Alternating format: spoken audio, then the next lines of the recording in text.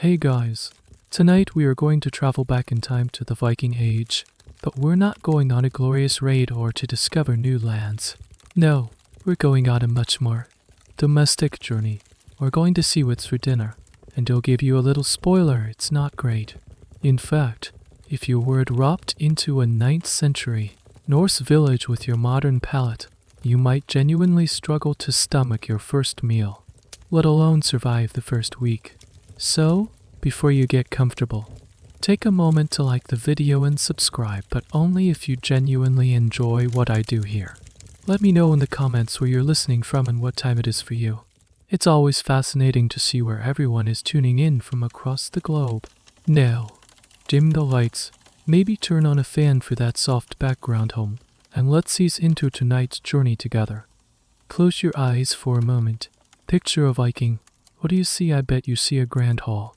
A long wooden table groaning under the weight of food. There's a massive, crackling fire in the center, casting dancing shadows on the walls. You see Vikings with impressive beards, laughing, clanking their drinking horns together, and tearing into huge legs of roasted pork with their bare hands. You can almost smell the sizzling fat, the rich aroma of honeyed mead, the rustic scent of wood, smoke, and roasting meat. This is the image we've all been sold.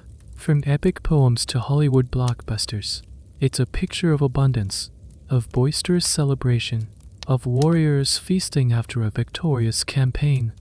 Hold on to that image. It's a nice image. Comforting, even. Now, let's gently smudge it.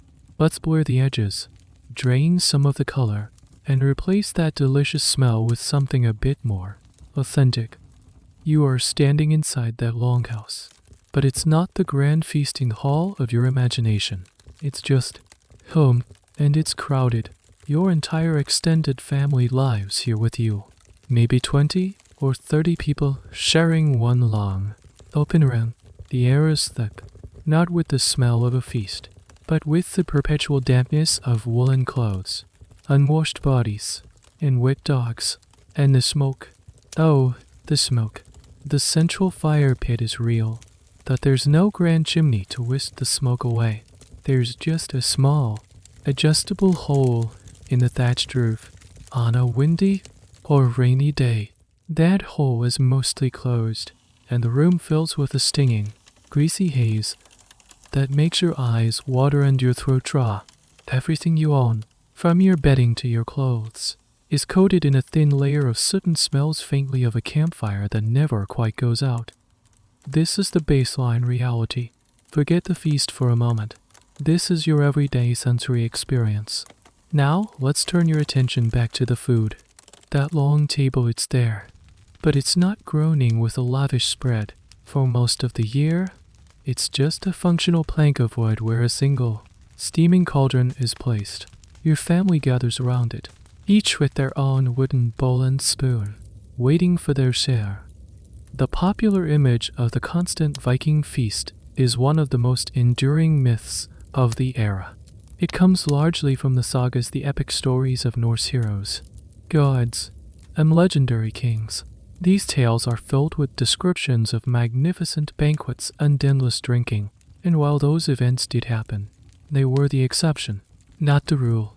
Think of it like this: if future historians base their understanding of our diet solely on Instagram posts of birthday parties and holiday dinners, they'd think we all survived on nothing but elaborate cakes, champagne, and perfectly arranged charcuterie boards.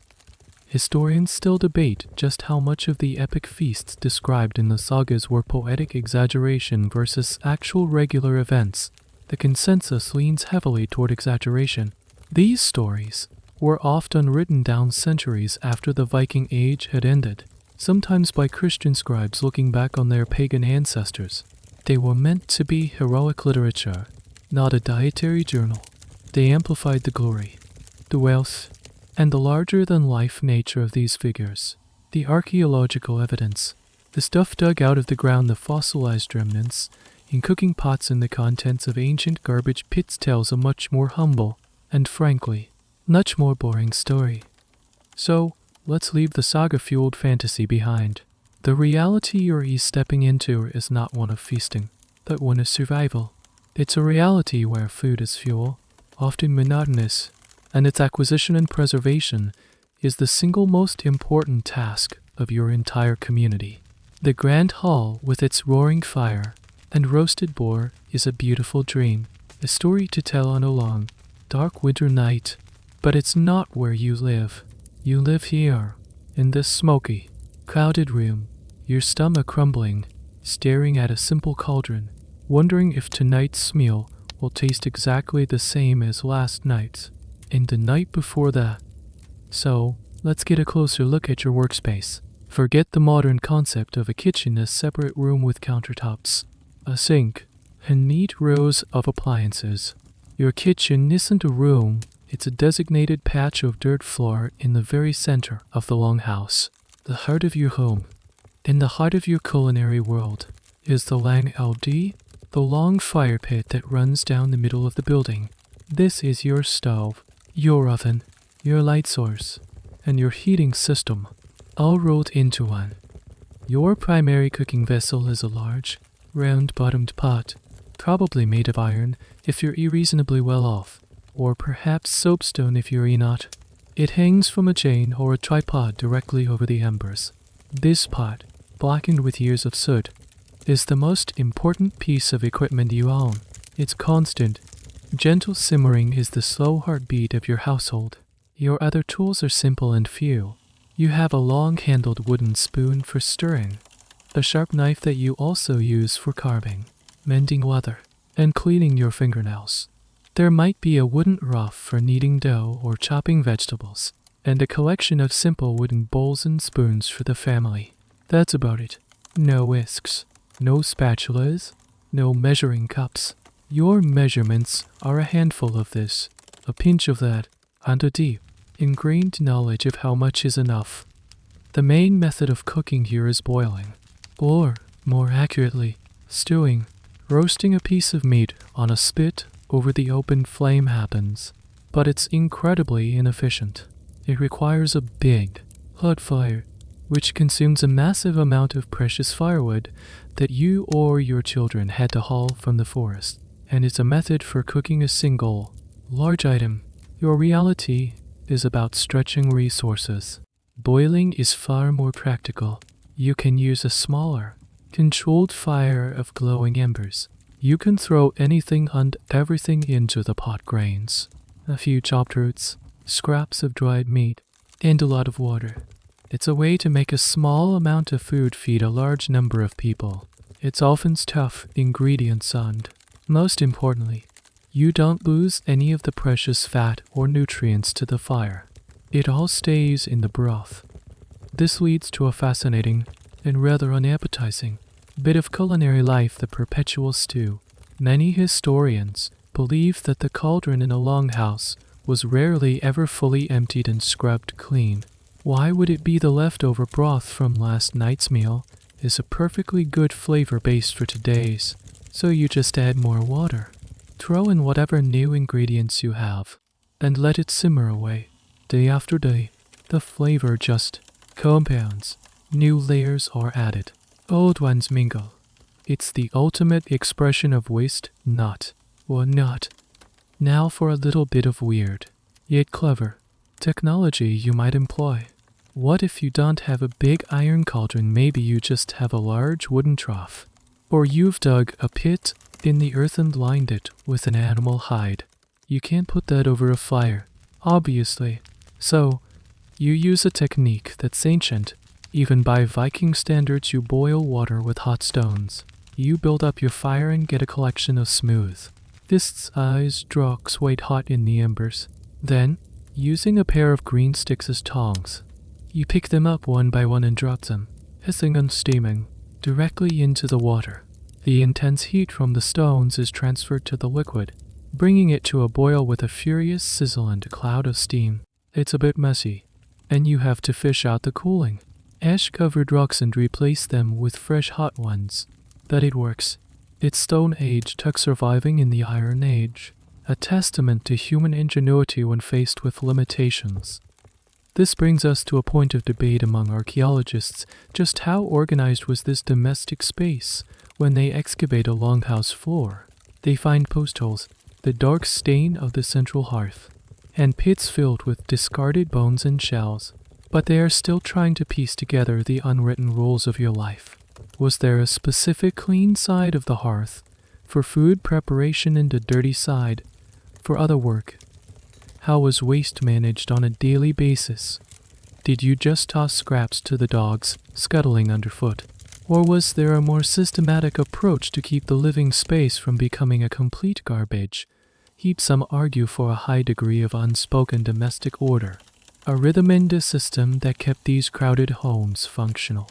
Others suggest it was probably a lot more chaotic and, frankly, angigophonic than we'd like to imagine.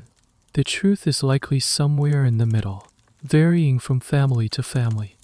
So here you are, kneeling on the hard-packed earth beside the war members. The air is thick with smoke, but you're used to it. The dim, flickering light from the fire casts long, dancing shadows on the timber walls. Your world is painted in shades of firelight and shadow. Before you is the great, dark cauldron, your tool, your altar, the center of your family's survival. Now, the only question is, what are you going to put in it? Let's talk about what's actually in that perpetually simmering pot. The answer, for the majority of the year, is a dish we can loosely translate to skause. And if you had to describe skause in a single word, that word would be brown, or perhaps grayish-brown. It's not much to look at. Skause is less a specific recipe and more a culinary philosophy. It's the whatever's on hand stew, the catch-all porridge, the soupy, starchy foundation of your diet. Its base is almost always some kind of grain. Oats and barley are your mainstays. They are tough, reliable crops that can grow in the short, cool Nordic summers. You toast the grains first, maybe in a pan over the fire or on a hot, flat stone, to give them a slightly nutty flavor and make them easier to grind. Then you crush them between two stones, a small, handheld one and a larger, stationary one. It's laborious work. The resulting meal is coarse, nothing like the fine flour we know today. You tip this rough, milled grain into the water of your cauldron. As it simmers, it breaks down, releasing its starch and thickening the liquid into a gloppy, soupy consistency. This is the canvas. Now you paint it with whatever other ingredients you have. Most days, that doesn't amount to much. You'll chop up a few root vegetables, turnips, maybe some carrots, the small, pale, wild kind, not the bright orange ones we have now, and perhaps some onions or leeks if you're lucky. You toss them in. They will boil for hours, losing any distinct texture or shape, melting into the greater whole of the skause. And protein, that's the real question. Fresh meat is a luxury for the day-to-day. Your protein comes from preserved sources. A handful of dried peas or beans might go in, or more likely, a few chunks of rock-hard dried fish, which we'll discuss in more detail later. You just break off a piece and toss it into the pot. The hours of simmering will hopefully soften it enough to be chewable. While its intensely fishy, salty flavor seeps into the entire stew. Sometimes it's a sliver of salted pork or mutton, adding a greasy, salty tang. The result is a monotonous, soupy porridge. Every spoonful is a textural lottery. You might get a soft, overcooked piece of turnip, a surprisingly chewy flake of barley, or a tough, stringy fiber of dried meat. The flavor profile is dominated by three things: the earthy taste of the grain, the heavy saltness of the preserved protein, and whatever ambient flavor has built up in the cauldron from days past. Spices, forget it. Exotic spices from the East were astronomically expensive, the stuff of kings and legendary traders. Your spices are a handful of local herbs, if you can find them, a bit of dill, maybe some juniper berries, or wild garlic. But for the most part, the flavor is just savory, in the most basic sense of the word. It's not delicious. It's not exciting. It's sustenance, served warm. Here's a bizarre little fact sometimes. Your skause might have an unexpected ingredient: bog iron. The iron cauldrons you cook in weren't made of refined steel. They were often crafted from bog iron, a type of impure iron deposit harvested from peat bogs. The quality could be inconsistent, and it's plausible that tiny metallic flakes or a mineral tang could leach into the food, especially if something acidic like wild sorrel was added. It might have even contributed of dietary iron, a happy accident of primitive metallurgy. The sheer, soul-crushing monotony of this diet is something we can barely comprehend. Imagine needing a variation of the same lumpy, Spanish grey porridge for breakfast, lunch, and dinner, day after day, for weeks, and sometimes months on end. This is the part the sagas leave out. They don't mention the boredom. The heroes in the stories are never sighing as they lift another spoonful of barley gruel to their lips. But for you, this is reality. The only variety comes from the changing seasons. In the summer, you might have more fresh grains to throw in. In the autumn, after the slaughter, you might have more fresh meat for a short while. But in the long, dark winter, the skause becomes its most basic, most boring self, made from only what can be stored. Historians are still trying to figure out the exact recipes and regional variations of skause. The name itself is an old Norse term for a stew or soup, but the specifics are lost to time. Archaeologists analyze the residue found on pottery shards, a technique called lipid analysis, to identify traces of fats from meats, fish, or dairy. They find evidence of grains, pollen from plants, and tiny bone fragments. By piecing together this microscopic evidence, they can build a picture of what was in the pot, but they can't taste it.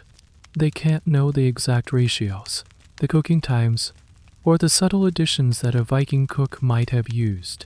Was there a good skause and a bad skause? Did families have their own secret recipes, passed down through generations, or was it all just a desperate, flavor-blind act of survival? We can analyze the ingredients, but we can never truly replicate the experience of eating it, day in and day out.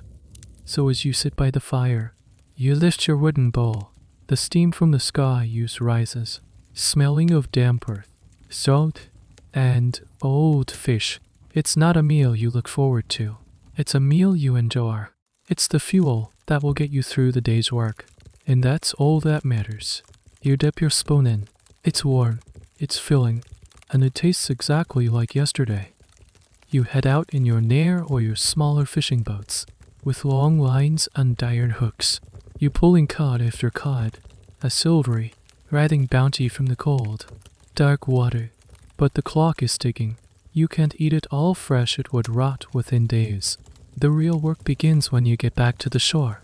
You don't have freezers or refrigerators. Your preservation technology is the wind itself. You prepare the fish in a simple, brutal fashion. You gut it and cut off the head.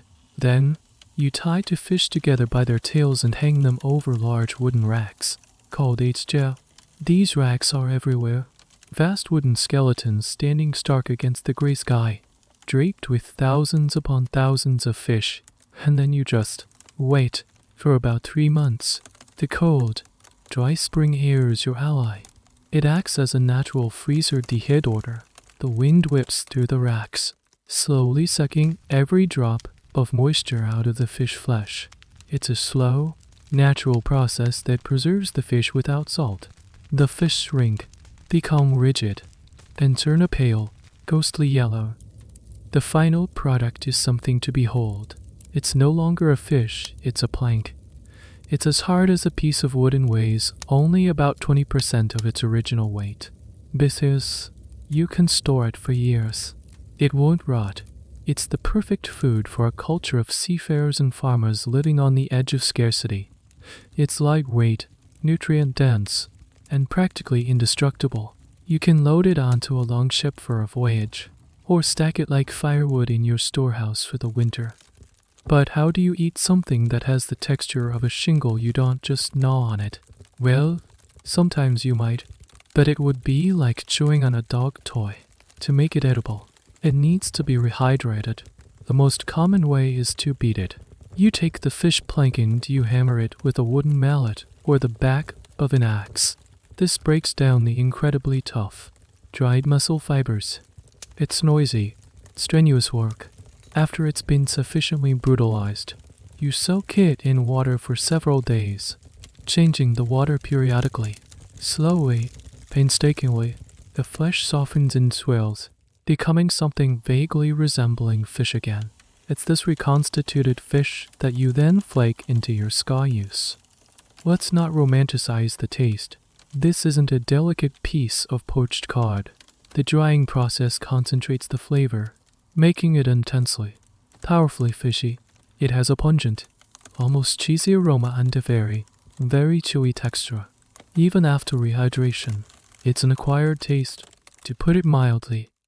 Now for a slightly gross but fascinating tidbit about this process. You're not the only one who finds this drying fish appealing. Flies do too.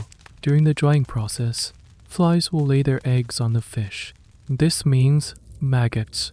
A batch of drying cod could become infested, but this wasn't necessarily seen as a disaster. In fact, some sources suggest that the maggots were considered a part of the process. They would eat some of the fish. Yes, but their digestive enzymes could also contribute to the fermentation and curing process, breaking down the fats and proteins in a way that some people might have even found desirable. When the fish was dry, the maggots would either fall off or die and become part of the final product. A little extra protein. Perhaps it's a stomach-turning thought for us, that for you, it was just a fact of life. Food was food. So, as you stand in your smoky longhouse, you reach for your protein supply. It's not a tender steak or fresh fillet. It's a stack of hard, pale, smelly fish planks in the corner. You pick one up. It's light but rigid. You could probably knock someone out with it. This is your wealth. This is your security. This is the food that stands between your family and starvation. Now all you have to do is find your mallet and start beating it into submission. If drying was your primary method for preserving fish, then salting was your go-to for meat. When you slaughtered an animal, a pig, a sheep, or on a rare occasion, a cow, you were in a race against time. In a world without refrigeration, fresh meat begins to turn within hours. Eating it all fresh was impossible for a single family, so preservation was key. And your best friend in this endeavor was salt. Salt was a precious commodity. You didn't just have a shaker of it on the table. In some parts of the Viking world, especially inland areas far from the coast, salt was a valuable trade good. Coastal communities could produce it by boiling seawater. A long, fuel-intensive process of evaporating huge quantities of water to leave behind the crust of salt crystals. They'd build special salt boiling houses for this purpose. The resulting salt wasn't the pure, white, fine-grained stuff we use. It was coarse, grayish, and full of other mineral impurities from the seawater, which would have given it a sharp, sometimes bitter taste. The process of salting meat was straightforward but intense. You would butcher the animal and cut the meat into manageable pieces. Then, you would pack it in salt. And I don't mean a light sprinkle. You would dredge the pieces in a trough of coarse salt, rubbing it aggressively into every nook and cranny of the flesh. Then you'd place it in a wooden barrel or a stone-lined pit, layering the meat with more and more salt. You used a truly enormous amount of it. The salt worked its magic by drawing the moisture out of the meat through osmosis. Without water, the bacteria that cause spoilage can't multiply. This process created an environment so hostile that the meat could be kept for months, even years. After a long curing period, you'd have your preserved meat. It would be stiff, shrunken, and encased in a crust of salt. The color would be a dark, unappetizing reddish brown, and the texture incredibly tough. To make it edible, just like the dried fish, you had to soak it. You'd take a piece of the salt meat and leave it in a bucket of fresh water, changing the water multiple times over a day or two to try and leach out some of the overwhelming saltness. But you could never get it all out. The defining characteristic of this meat was its profound, almost burning saltiness. When you added a few chunks of it to your skause, you didn't need to season the stew with anything else. The meat did all the work, infusing the entire pot with a powerful, savory flavor. The fat, also preserved by the salt, would render out into the stew, adding precious calories and a greasy, rich mouthfeel, but the primary sensation was salt. It would make your tongue tingle and leave you desperately thirsty. For you, a Viking, constant, low-grade thirst was probably just a normal state of being. Here's a curious side effect of your salt-heavy diet. It might have helped you in unexpected ways. While we now worry about the health risks of too much sodium, for you, it was a source of essential minerals. The unrefined sea salt you used contained not just sodium chloride, but also traces of magnesium, potassium, and iodine. In a diet that was often lacking in variety, this mineral-rich salt could have helped stave off certain deficiencies.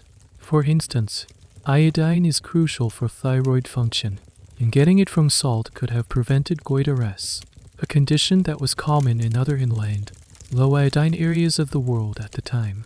It's a strange thought that your unpleasantly salty food was also a form of crude vitamin supplement. The exact methods and effectiveness of Viking era assaulting are still a topic of historical discussion. How did they control the process to little salt? And the meat would rot from the inside out. Too much, and it would be virtually inedible.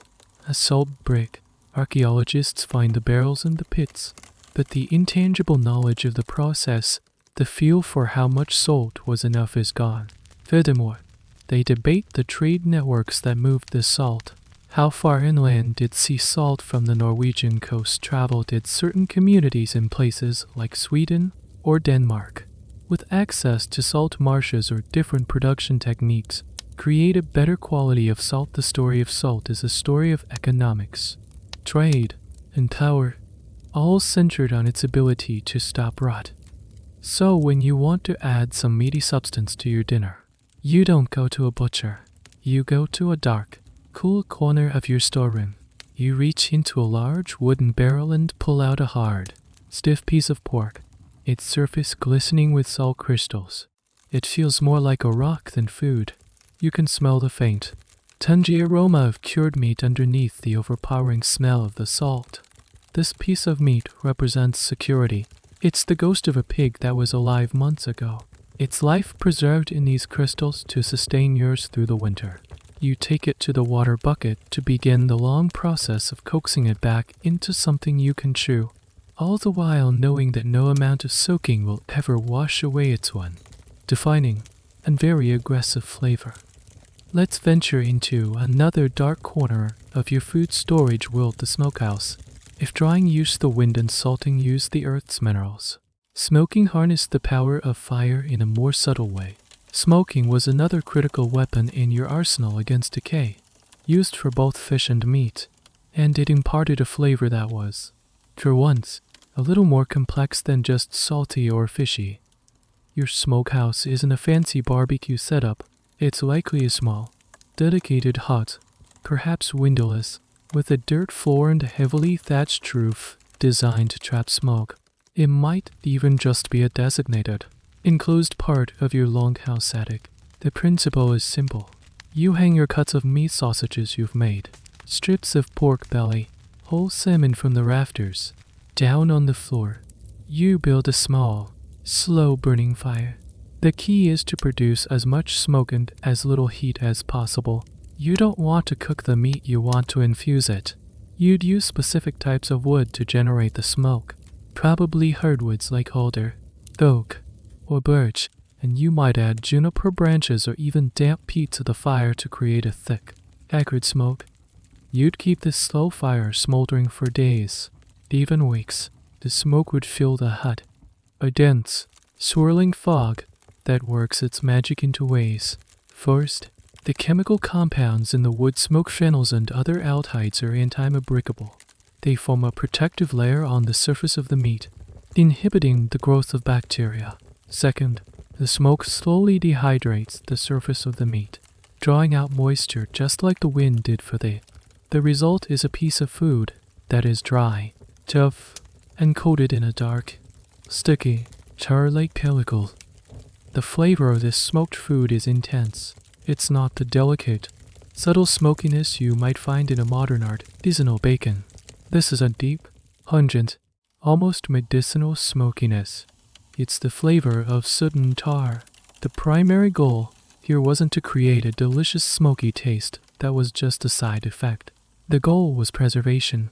The flavor was secondary, a necessary consequence of the process. When you shaved off a few pieces of this heavily smoked meat and added it to your skause, its powerful flavor would permeate everything, a smoky, greasy note that would linger on your palate. Now for a rather unappealing fact about your smoked goods. The process was not an exact science. If the smoke was too dense or the fire too sooty, the food would be covered in an unpleasantly bitter layer of creosote. More importantly, the smoke didn't always penetrate the thickest parts of the meat. This could create a dangerous situation where the outside of a sausage or a ham was perfectly preserved, but deep inside, where the smoke couldn't reach, anaerobic bacteria like Clostridium botulinum could quietly thrive. To you, the meat would look and smell fine, but eating it could lead to botulism, a terrifying unfatal illness. Food safety was a game of chance, and the smokehouse, while essential, held hidden dangers. There's an ongoing discussion among food historians about the aha moment in smoking.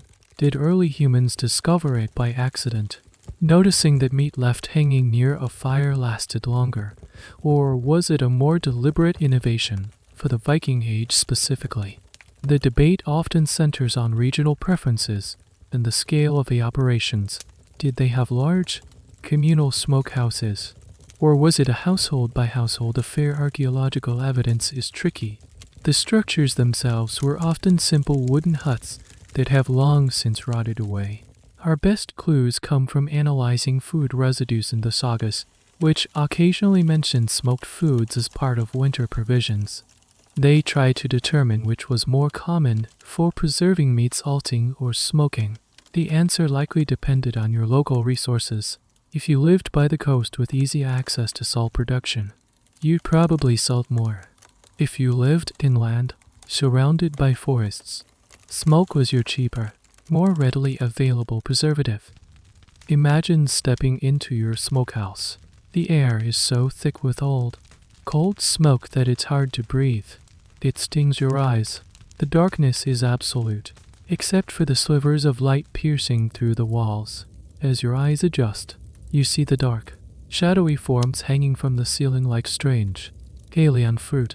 They are stiff and dry to the touch, their surface is taggy with hardened soot. You reach up and take down a smoked salmon. It's a deep, brownish red, and it smells powerfully of alder smoke and fish. It's not an appetizing smell. It's a smell of foresight, of work done months ago to prepare for the scarcity to come. This is the flavor of survival, a taste born from fire and patience. A bulwark against the ever-present threat of hunger. You take it back to the longhouse, ready to add its aggressive, smoky character to the ever-simmering pot. After all this talk of tough, salty, and smoky preserved foods, you must be craving something fresh. For a few short, glorious months in the summer, your world explodes with current. More importantly, fresh flavors. When the snow finally melts and the sun decides to stick around for more than a few hours a day, you get a brief respite from the monotony of your winter diet. This is the season for foraging. The forests, meadows, and marshes around your settlement become your personal grocery store. This isn't a leisurely stroll with a wicker basket, it's an important, calorie-gathering activity. You know the land intimately. You know which patches of woods hide the best wild strawberries, tiny, intensely sweet jewels that burst in your mouth. You know the sunny clearings where raspberries and bilberries, a wild European blueberry, grow thick on low bushes. You'd gather these by the handful, your fingers getting stained purple. These berries are a taste explosion. After a long winter of salty, smoky, and starchy flavors, the sheer, vibrant sweetness and tartness of a fresh berry is almost shocking to the palate. You'd eat them fresh, Of course, a wonderful treat for the children. But you also gather them in large quantities for preservation. You seldom make sugary jams like we do, as sugar was basically non-existent. Honey was the only sweetener, and it was far too valuable to use in large amounts for preserving common berries. So, you preserve them in other ways. You might dry them in the sun, turning them into chewy, raisin-like nuggets of concentrated sweetness to be added to your winter skause for a rare treat. Or, you might practice a simple form of water packing, storing them in barrels of cold water to be kept in a cellar. A method that worked surprisingly well for cranberries and laying on berries. Beyond the berries, you'd be on the lookout for nuts. Hazelnuts were a particularly important source of fat and protein. You'd gather them in the late summer and autumn, dry them, and store them in their shells.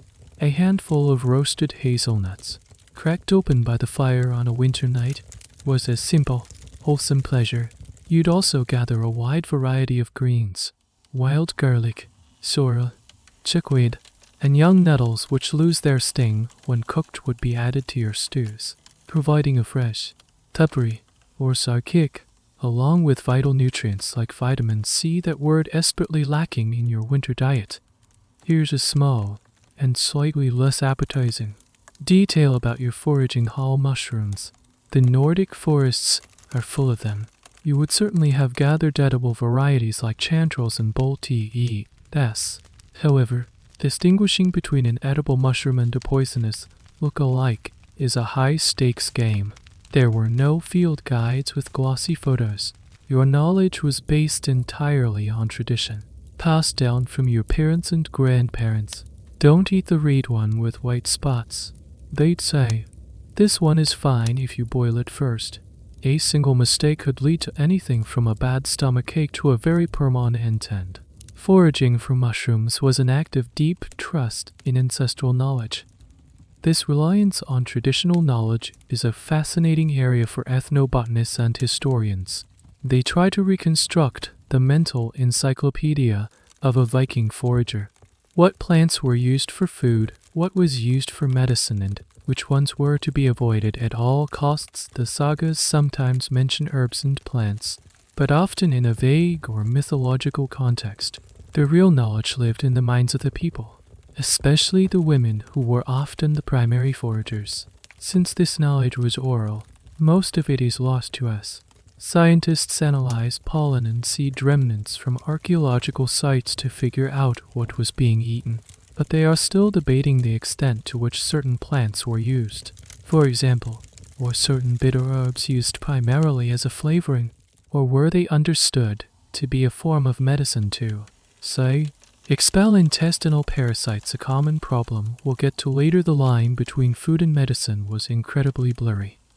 The foraging season was a race. It was a brief window of opportunity to inject variety and essential vitamins into your diet. It was a time of relative abundance, a welcome change from the grim reality of preserved rations. But it was fleeting. Every berry you dried, every nut you stored, was a small victory against the coming winter. You knew that in a few months, the ground would be frozen solid, the bushes bare, and the memory of that sweet, fresh strawberry would feel like a distant dream. So, as you walk through the green, sun-dappled forest, you're not just enjoying a pleasant day. You are working. Your eyes are constantly scanning the undergrowth. You're reading the landscape like a book you've known your whole life. That patch of moss means the soil is right for a certain type of berry. The smell of the air tells you it's a good day for mushrooms to emerge after a rain. This connection to the land isn't romantic, it's practical. It's your survival guide, written in leaves and soil. And for a moment, life tastes sweet. The stars of your garden are root vegetables and hardy greens, because they are the only things that reliably grow in your short, cool climate. Your mainstays are turnips and carrots. But let's talk about these carrots. They are not the big, sweet, bright orange monoliths you buy at the supermarket. Your carrots are small, slender, and often forked, looking more like a pale, gnarled finger than a modern vegetable. They could be white, yellow, or a deep, dark purple, but almost never orange. The familiar orange carrot is a much later invention, selectively bred by the Dutch in the 17th century. Your carrots have a woodier texture and a less sweet, more earthy flavor. Turnips are another workhorse of your garden. They grow well in poor soil and can be stored for a reasonable time in a root cellar. Alongside them, you'd grow onions, leeks, and a type of hardy cabbage. These would form the vegetable base of your endless skause, chopped up and boiled until they were soft and mushy, their individual flavors blending into a general savory background. Growing these vegetables was a constant battle. The soil was often rocky and thin. You tilled it with a simple hard or scratch plow, probably pulled by an ox, or even by yourself and your family members if you didn't own a draft animal. This plow didn't turn the soil over like a modern moldboard plow, it just scratched a furrow in the surface. Your fertilizers were animal manure and household waste, anything that could return some nutrients to the depleted ground. You were in a constant fight against weeds, pests, and the ever-present threat of a sudden frost or summer drought. The harvest from this small plot was modest. You weren't growing enough to live on vegetables alone. They were a supplement, an addition to the grain and preserved fish foundation of your diet. Every turnip you pulled from the ground was a small triumph.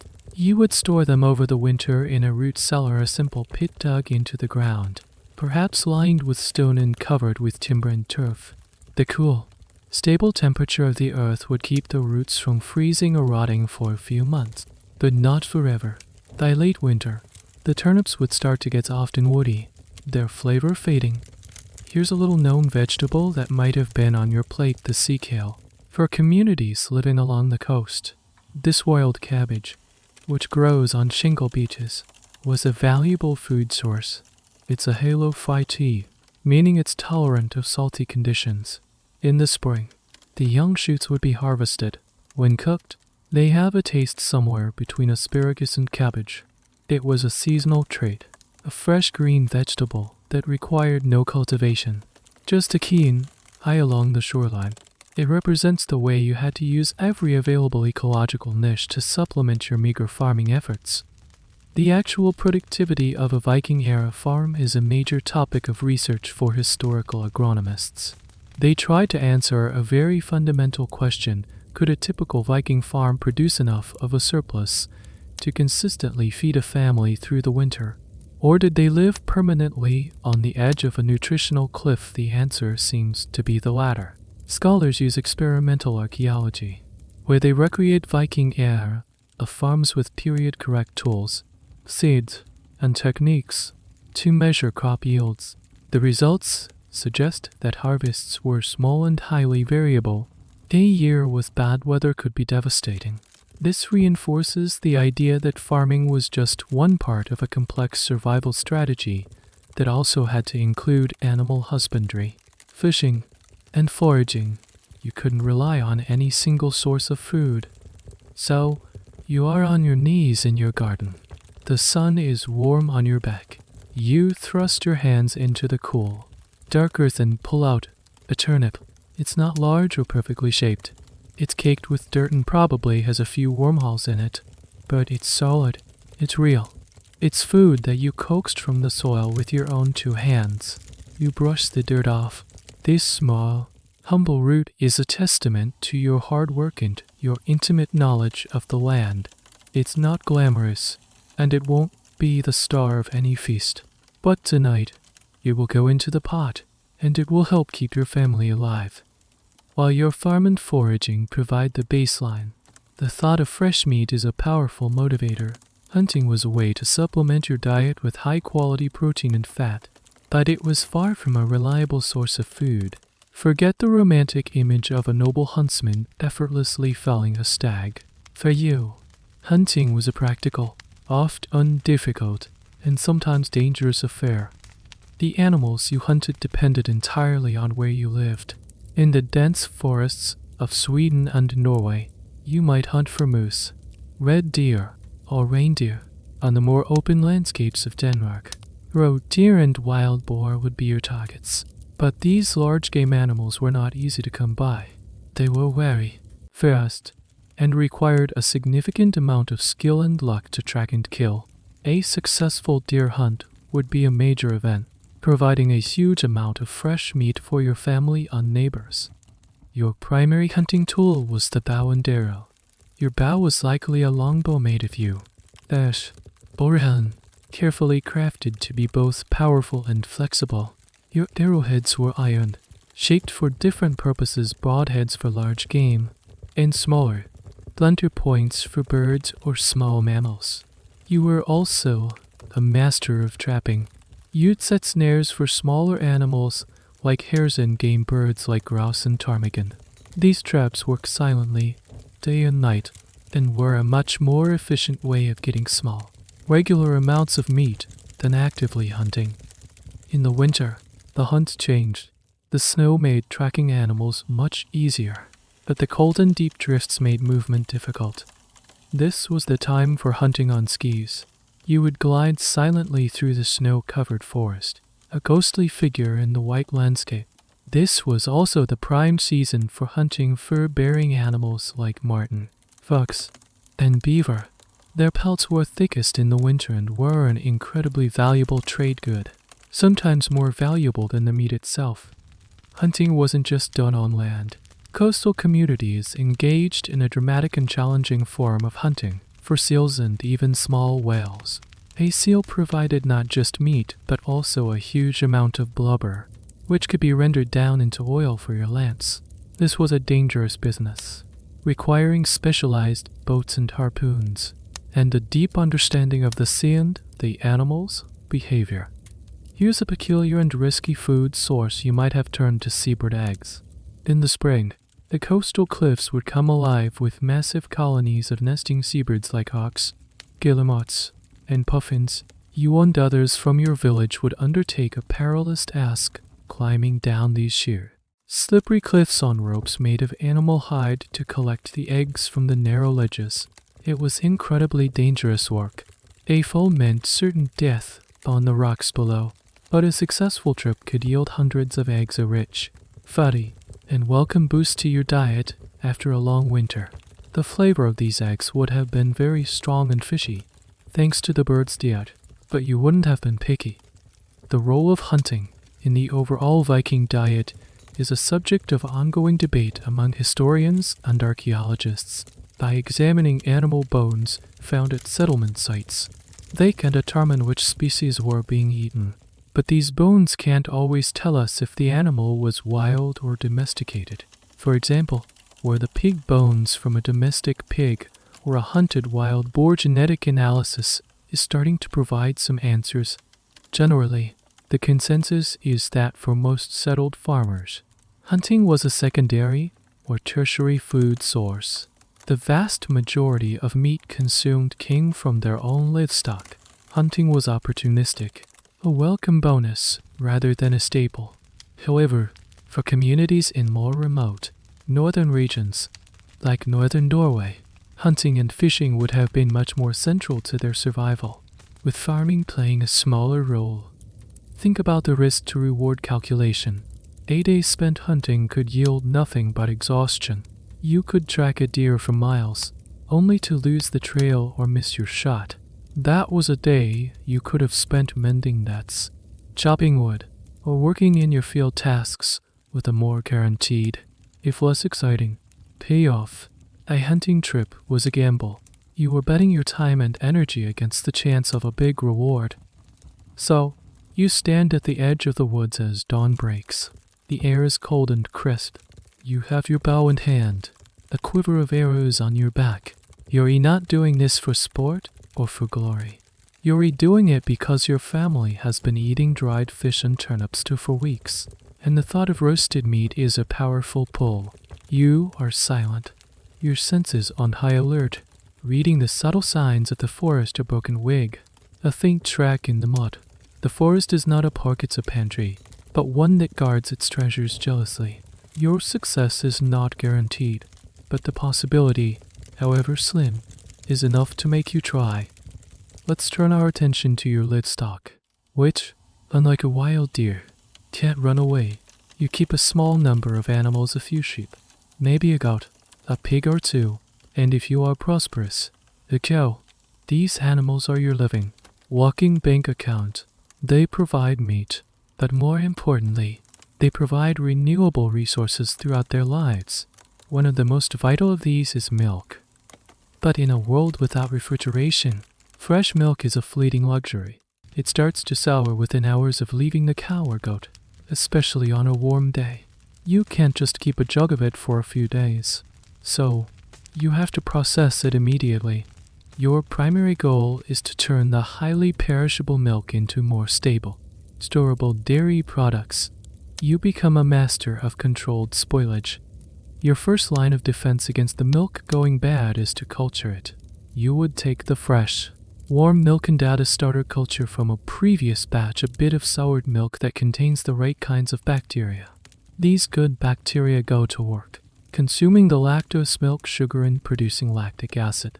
This acidifies the milk, which does two things. It gives the product a sour, tangy taste, and more importantly, it prevents the growth of the bad bacteria that cause true spoilage. The result of this process is a range of soured milk products. The most famous is skause. Today, skause is marketed as a type of thick, high-proteinized Icelandic yogurt, but in your time, it was a more rustic, cheese-like product. After the milk was curdled, you would strain off the watery whey, leaving behind a thick, protein-rich curd. This was skause. It had a sharp, tangy, cheesy flavor and could be stored for a bit longer than fresh milk. You'd eat it plain, or maybe mix it with those precious berries you aged in the summer. The whey you strained off was discarded. Nothing was wasted.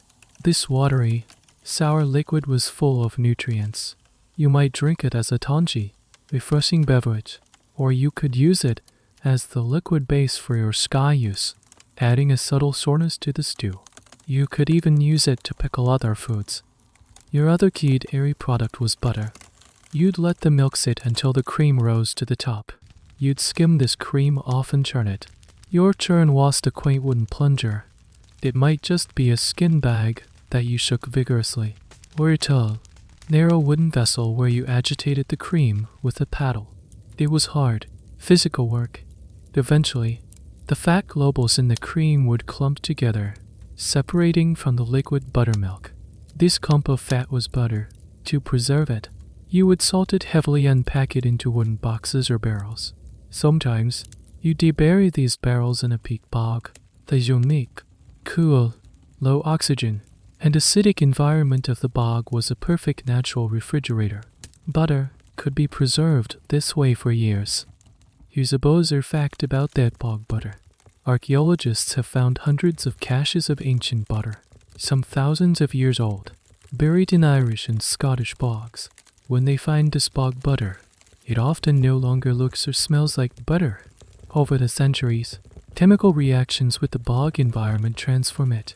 It develops a waxy, crumbly texture and a very pungent, cheesy, or even gummy aroma. It's a process called reformation, similar to what happens to body fat in certain burial conditions. While your butter wouldn't have been left for centuries, it's likely that even after a year or two in the bog, its flavor would have changed significantly, becoming sharper and more intense. There's a scholarly debate about the purpose of bog butter. Was it purely for preservation, a practical way to store a surplus, or was it sometimes a ritual offering? Bogs were seen as mysterious, sacred places, gateways to another world. Burying a valuable commodity like butter might have been an offering to the gods or spirits of the bog, a prayer for prosperity or protection. It's possible it was both. You might bury some barrels for your family to eat and another as a sacred gift, hoping to ensure the gods would keep the rest of your food stores safe. So milk, for you, is not a simple drink. It's a raw material for a whole suite of products. It's a constant task. The animals need to be milked every day, and that milk needs to be processed every day. There are no days off. The cow's udder doesn't know. It's a holiday. This daily rhythm of milking and processing is a fundamental part of your life. It connects you directly to the health and well-being of your animals.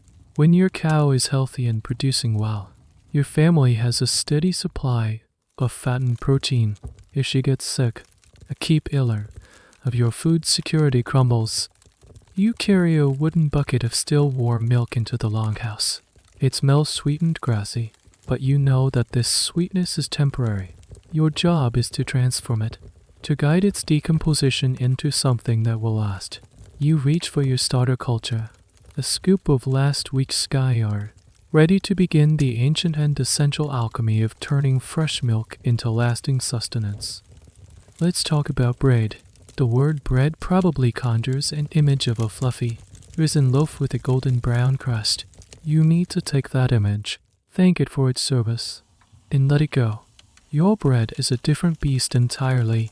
For you, bread is less of a fluffy staple and more of a hard, flat, functional cracker. Your main grains, as we've established, are barley and oats, and sometimes rye, wheat, the grain that produces the high gluten flour needed for light. Airy bread was very difficult to grow in the Nordic climate.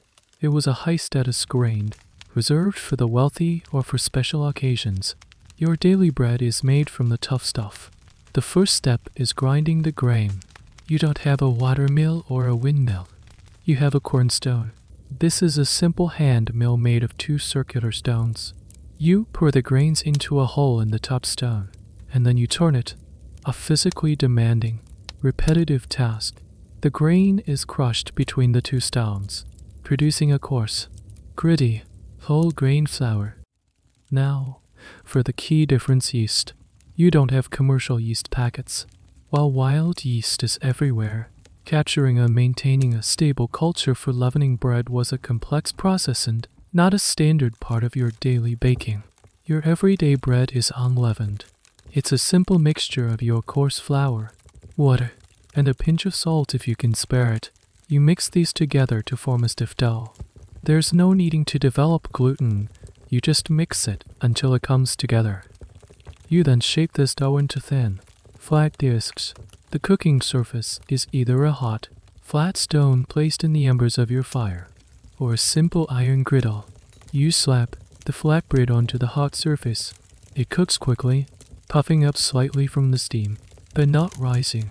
It will be speckled with dark, almost burnt spots where it made direct contact with the heat. The result is a crisp, hard, dry flatbread. Think of a very rustic oat cake or a hardtack cracker. This bread is functional above all else. Its dryness means it stores very well. You could bake a large batch of these flatbreads and they would keep for weeks or even months without going moldy, as long as they were kept dry. This made them the perfect travel food. When you set off on a sea voyage, you pack stacks of these hard, dry breads alongside your. They were the sea rations of the Viking Age. What did it taste like? It was dense and chewy, with a nutty, slightly scorched flavor from the whole grains and the direct heat cooking method. It wasn't something you did on its own for pleasure. It was a vehicle for other foods. You'd use a piece of it to scoop up your skause, or you might top it with a bit of that heavily salted butter and some cheese. Its hardness meant it had to be softened in liquid, so dipping it into your stew was almost a necessity. Here's a weird twist on your bread making sometimes. You'd have to use filler. If your grain harvest was poor and you were running low on flour, you couldn't afford to be picky. You would mix in other things to stretch the dough. One documented famine food was bark bread. You would strip the inner bark, the foam layer, from trees like pine, elm, or birch. You'd dry it, pound it into a powder, and mix it with your precious flour.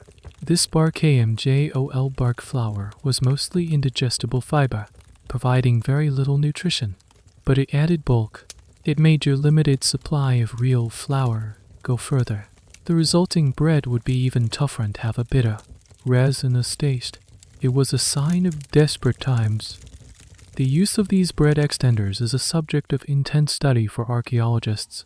By analyzing the composition of carbonized bread fragments found at excavation sites, They can identify not just the grains used, but also other plant materials. They have found traces of peas, beans, and even weeds like Chechen corn cockle mixed into the flour. This raises a question: were these additions always a sign of desperation? Or were some of them intentional? Perhaps adding pea flour was a way to boost the protein content. Or maybe some weeds were tolerated because they added a specific flavor. The line between a famine food and a regular, if humble, ingredient is not always clear. It's a reminder that your diet was dictated by pragmatism, not by a fixed set of recipes. So, when you think of bread in the Viking Age, don't imagine a warm, comforting loaf. Imagine a stack of hard, grayish-brown discs sitting in a wooden box. They are dry, durable, and dependable. This bread isn't a treat, it's a tool. It's a plate, a spoon, and a long-lasting calorie packet all in one. You pick up a piece. It's heavy and unyielding in your hand. You tap it on the table, it makes a sharp clacking sound. This is the sound of security. It's the sound of a food that won't betray you by rotting. You break off a piece with a snap, ready to dip it into your bowl of soupy stew, the hard cracker slowly softening in the warm broth. Autumn arrives. The air grows crisp. The days shorten, and a sense of urgency settles over your farm. The harvest is in, the berries have been gathered, and the nuts are stored. Now you face one of the most critical and difficult decisions of the year: the autumn slaughter. You look at your small herd of animals: the sheep with their thick woolly coats, the grunting pigs rooting in the mud, the cow calmly chewing her cud. You cannot afford to feed all of them through the long, harsh winter. The high-end fodder you've spent all summer cutting and drying is a finite resource. Keeping too many animals alive means you'll run out of feed before the spring thaw, and they will starve. Keeping the few means you'll have a smaller herd to breed from next year and less access to milk and wool. It's a brutal calculation of survival. You have to choose which animals will live and which will die. This isn't a decision made lightly or with cruelty. It's a practical necessity, imbued with a certain grim solemnity. You assess each animal. The old ewe, who is unlikely to survive another winter or produce a healthy lamb, her time has come. The young male pigs who won't be used for breeding, they were raised for this purpose. You keep the healthiest breeding females, a strong male or two, and the essential dairy cow. The rest are condemned. The slaughter itself is a huge amount of work, involving the entire family and perhaps your neighbors. It's a bloody, messy, and visceral business, but every single part of the animal will be used. Nothing is wasted. The meat, as we've discussed, will be preserved. Huge quantities will be salted down in barrels or hung in the smokehouse to see you through the winter. The organs, the liver, heart, and kidneys are highly prized. They are rich in nutrients and are often eaten fresh immediately after the slaughter. A rare treat of fresh offal, perhaps fried up with some onions. The blood is carefully collected in buckets. You mix it with your coarse flour or oatmeal, some chopped fat, and maybe some onions, and stuff this mixture into cleaned animal intestines to make blood sausage or black pudding. These sausages are then boiled and can be stored for some time, providing a rich, iron-heavy food for the colder months. The head can be boiled to make a gelatinous dish known as head cheese. The bones will be cracked open to get at the nutritious marrow inside, and then boiled for days to create a bone broth that will form the base of many a winter stew. Even the fat is carefully rendered down. You chop it up and heat it slowly until it melts into a liquid lard or tallow, which is then strained and stored.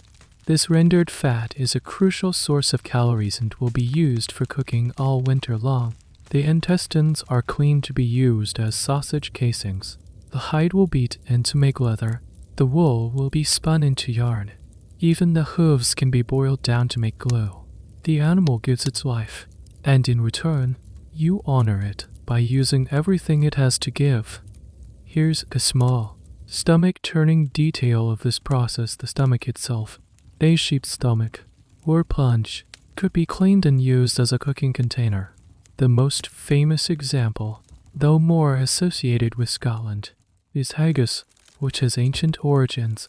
You would take the heart, liver, and lungs, chop them up with onion, oatmeal, and sutrofed, and stuff this mixture inside the stomach bag, then boil it for hours. It's a perfect example of using every last scrap of the animal in a single, self-contained dish. Historians and archaeologists study this autumn slaughter by examining the kill-off patterns in the animal bones found at archaeological sites. By determining the age and sex of the animals at their time of death, they can reconstruct these culling strategies. For example, a site with a large number of bones from young male pigs is a clear indicator of an autumn slaughter focused on harvesting meat. A high proportion of older female sheep suggests a community focused on wool and milk production. These bone assemblings are a direct window into your economic decision-making.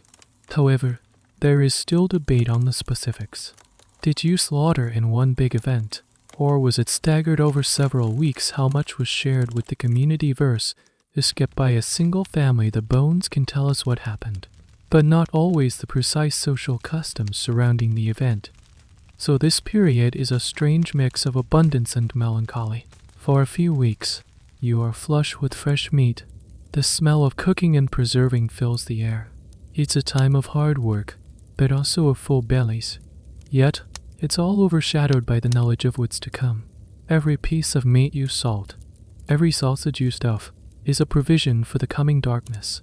You are literally preserving the life of the summer to sustain you through the death of winter. You stand over a wooden trough, your hands deep in a mixture of blood, oats, and fat. The air is cold, but the work is hot and demanding. You look at your dwindling herd, now smaller and quieter. You have made your hard choices. Your storeroom is becoming full, but your fields are empty and your pens are quieter. The feast of autumn is over.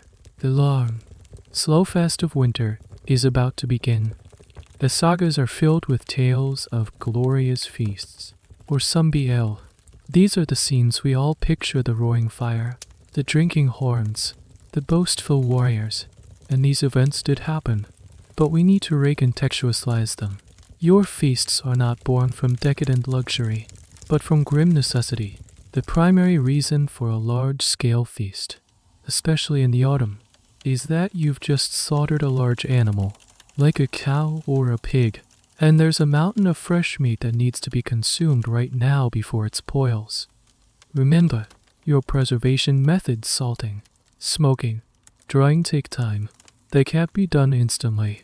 So, when a 1.0-pound cow is butchered, you have a huge quantity of meat and organs that are on a ticking clock.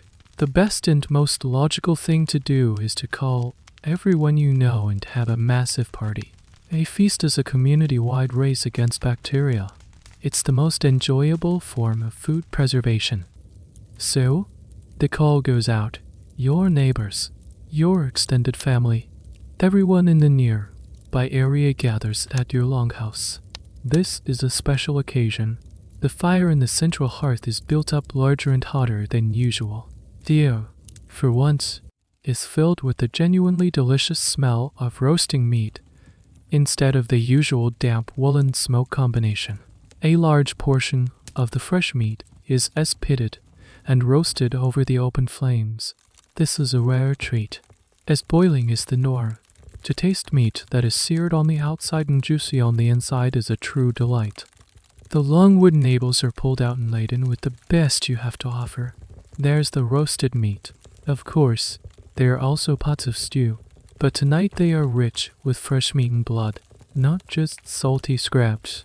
There might be a special bread, perhaps made with some of that precious wheat flour, lighter and softer than your daily flatbread. There could be bowls of sky are mixed with the last of the summer berries, and maybe even some cheese. And then there's the drink. This is central to any feast. You bring out the ale. Your ale is not the clear, fizzy, hoppy stuff we drink today. It's a thick, murky, and nutritious brew made from fermented barley. It's often called liquid bread for a reason. It's unfiltered, probably has bits of grain floating in it and has a sweet, malty flavor. Hops were not yet widely used as a preservative and flavoring agent, so you might have used other herbs, like blood myrtle or yarrow, to flavor your ale, giving it a unique, slightly medicinal taste. Then, there's the king of drinks mead, honey wine. This is the true luxury. Honey is your only sweetener, and it's a valuable, limited resource. To use a large quantity of it to make mead is a sign of wealth and a cause for celebration. The mead is sweet, potent, and reserved for special occasions like this. The drinks are served in hollowed-out cattle horns or ornate wooden cups. They're bizarre and slightly dangerous. Part of your feasting equipment might be the drinking vessels themselves. While horns would were common, some high-status individuals might have drunk from imported glass. But there's a stranger, more macabre possibility, the scow, or skullgub. The sagas and other historical accounts mention heroes drinking from the skulls of their vanquished enemies. For a long time, this was dismissed as pure literary bravado. However, archaeological finds of human skulls that have been cut and smoothed to form a cup suggest that this practice, while probably extremely rare, might have actually happened. It's a chilling thought, turning the symbol of a defeated foe into your party cup. The academic world continues to debate the true nature of the Viking feast. Was it a structured, ritualistic event, or chaotic free for all the sagas describe a formal process? The Sombiel would have rounds of toasts to the gods, like Odin and Thor, then to the ancestors, and finally, boastfuls from the warriors about the great deeds they would perform. It was a social ritual that reinforced community bonds, hierarchies, and cultural values. The food was important, but the drinking, toasting, and storytelling were the main events.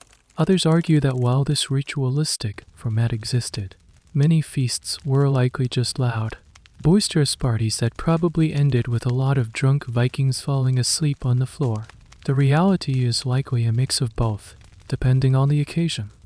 But for you, the host, this feast is also a source of anxiety. You are displaying your wealth and generosity. A good host provides plenty of food and drink. To run out would be a source of great shame, so you watch nervously as the meat is consumed and the ale horns are drained. This feast will be talked about for months.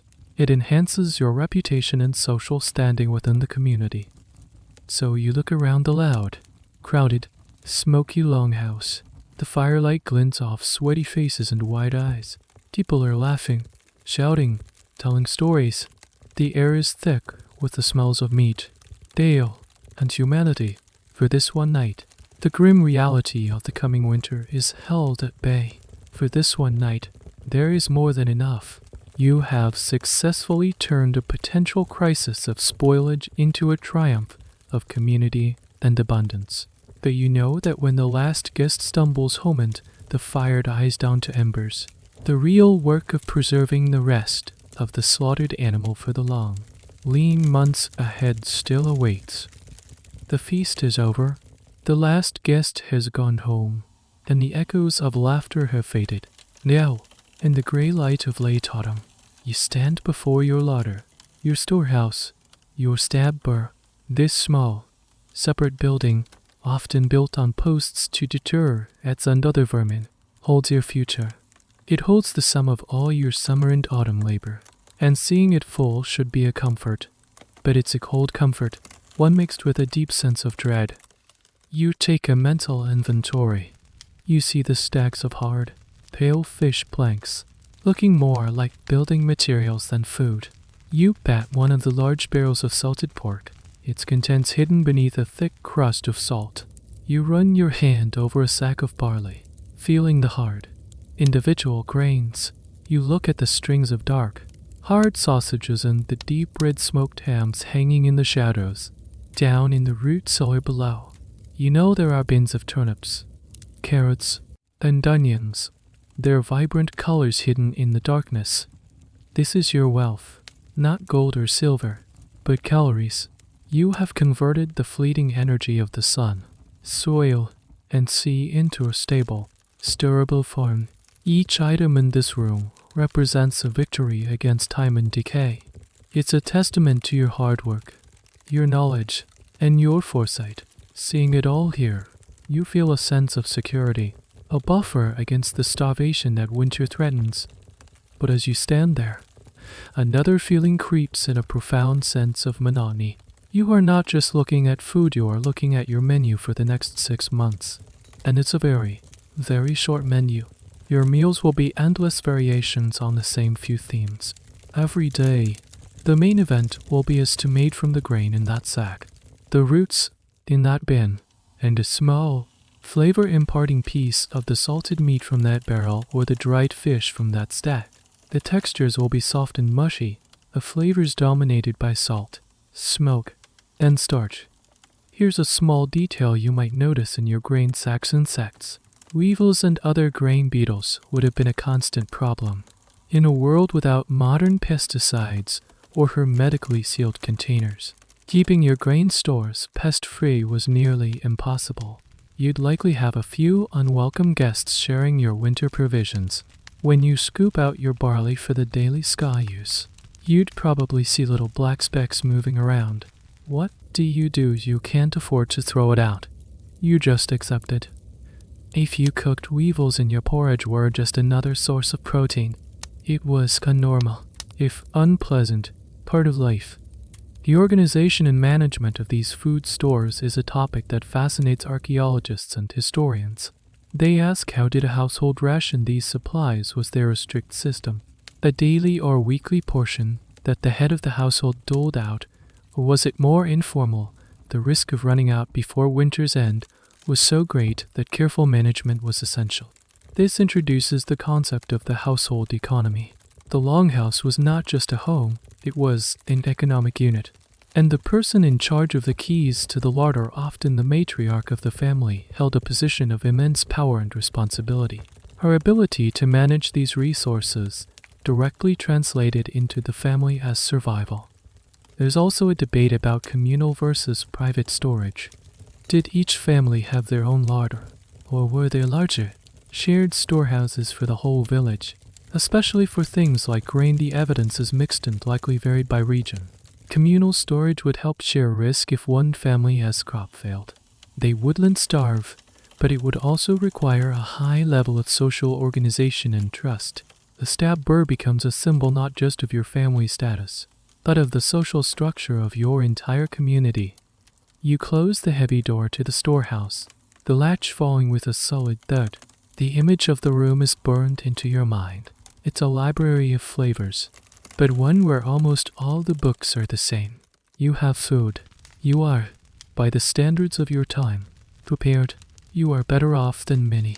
But the thought of the months ahead, of the relentless, unchanging diet, weighs on you. The security of a full larder is real, but it's a grim security. It's the security of knowing you will not starve, but also the certainty of being incredibly bored by what you eat. You look up at the gray, heavy sky. The first snowflakes of winter might start to fall any day now. You are ready, or as ready as you can be. You turn your back on the storehouse and walk towards the warmth of the fire, and towards the first of many, many nearly identical meals. Winter has locked its jaws on the world. The sun is a pale, fleeting visitor. The land is buried under a thick blanket of snow, and the wind howls around the longhouse, a constant, mournful sound. You spend most of your time indoors now, in the dim, smoky, crowded space you call home. And here, in the heart of winter, you begin a new kind of struggle. It's not the sharp, immediate threat of starvation. Not yet. It's a slower, more insidious battle, the fight against a psychological hell of pure, unadulterated monotony. Your diet, which was already limited, has now been stripped down to its barest essentials. The fresh tastes of summer are a distant, almost imaginary memory. Every meal is drawn from the finite, unchanging resources in your storehouse. Breakfast is porridge, lunch is a stew. Dinner is the leftover stew from lunch, perhaps with a bit more water added. Let's break down the sensory experience. The primary texture is soft, Everything is boiled for hours in the perpetual cauldron. The grains, the root vegetables, the flakes of reconstituted dried fish or the small chunks of soaked salt meat, it all breaks down into a uniform, soupy mush. There is no crunch, no crispness, no firm bite. It's just spoonful after spoonful of soft, warm substance. The flavor profile is equally relentless. It is a rotation of two dominant notes, salty or smoky. On a saltfish day, the entire stew is permeated with the intense, pungent taste of the sea and salt. On a salt meat day, it's a greasy, heavy salt meat. On a smoked meat day, the tar-like, sooty flavor clings to everything. These are not subtle nuances. They are overwhelming, monolithic flavors that steamroll everything else in the pot. The earthy sweetness of a carrot or turnip is completely lost, a ghost of a flavor buried under the salt or smoke. You crave variety. You dream of it. You long for something sharp, something fresh, something sour, something different. But there is nothing. Your palate is trapped in a loop. The repetition is not just about taste, it's a mental burden. Waking up, you know exactly what your food for the day will taste and feel like. There are no culinary surprises, no meals to look forward to. Food is no longer a source of pleasure, it is a chore. It is fuel, and the act of refueling is crushingly dull. Here's a small, sad detail of your winter life dental health. This soft, starchy, and carb-heavy diet, while boring, had one strange side effect: the extreme wear on your teeth. The stone ground flour you used was full of tiny, abrasive grit from the cornstone. This grit, present in your porridge and your flatbreads, acted like sandpaper on your teeth. Skeletons from the Viking Age showed teeth that are worn flat, sometimes right down to the pulp. This constant grinding action, however, was surprisingly effective at preventing cavities. There wasn't a lot of sugar in your diet, and the abrasive food scoured the surfaces of your teeth clean. So you might have had worn down, flat teeth, but you were less likely to suffer from the kind of dental decay that plagued later, more sugar-rich societies. A small, gritty silver lining to your mushy diet. Historians and psychologists who study survival situations often talk about food fatigue. It's a real phenomenon where the sheer boredom of a monotonous diet can lead to a loss of appetite, even when a person is hungry. This is a point that the sagas, with their focus on heroism and action, completely ignore. They never describe a hero silently pushing his bowl of porridge away, unable to face another bite. Yet, this psychological struggle was likely a major part of the winter experience. How did you cope with it? Perhaps through storytelling. Around the fire at night, you would tell the great sagas, the stories of grand feasts and heroic adventures. These stories, full of rich descriptions of food and drink, might have been a form of escapism, a way to feed the mind when the body was so poorly served. The scholarly debate here is about the extent of this monotony. Were there little tricks to break the boredom? Perhaps you had a small, secret stash of dried berries you'd add to your porridge on a particularly bleak day. Maybe you toast some grains separately to add a nutty, crunchy topping. Did you use different herbs, carefully rationed, to try and alter the flavor profile? We can analyze the pots, but we can't know about these small acts of culinary defiance. It's a debate about human resilience and creativity in the face of sensory deprivation. Were you a passive victim of your diet, or did you actively fight against the boredom in small, undocumented ways? You sit on a bench by the fire, your wooden bowl warm in your hands. The stew inside is a familiar brownish-gray sludge. It smells of salt fish and boiled turnips. It's the same smell as yesterday and the week before. Your stomach rumbles. You're hungry, but your mind is tired. Your tongue is bored. You look into the bowl, and it feels like you are looking at your own confinement, a prisoner of your own larder. You lift the spoon to your mouth. It's warm, it's filling, and it offers absolutely no joy. You chew, you swallow, then you wait for spring. In the Viking Age, your food was a constant source of anxiety, not just because of the risk of running out, but because of the risk of getting sick.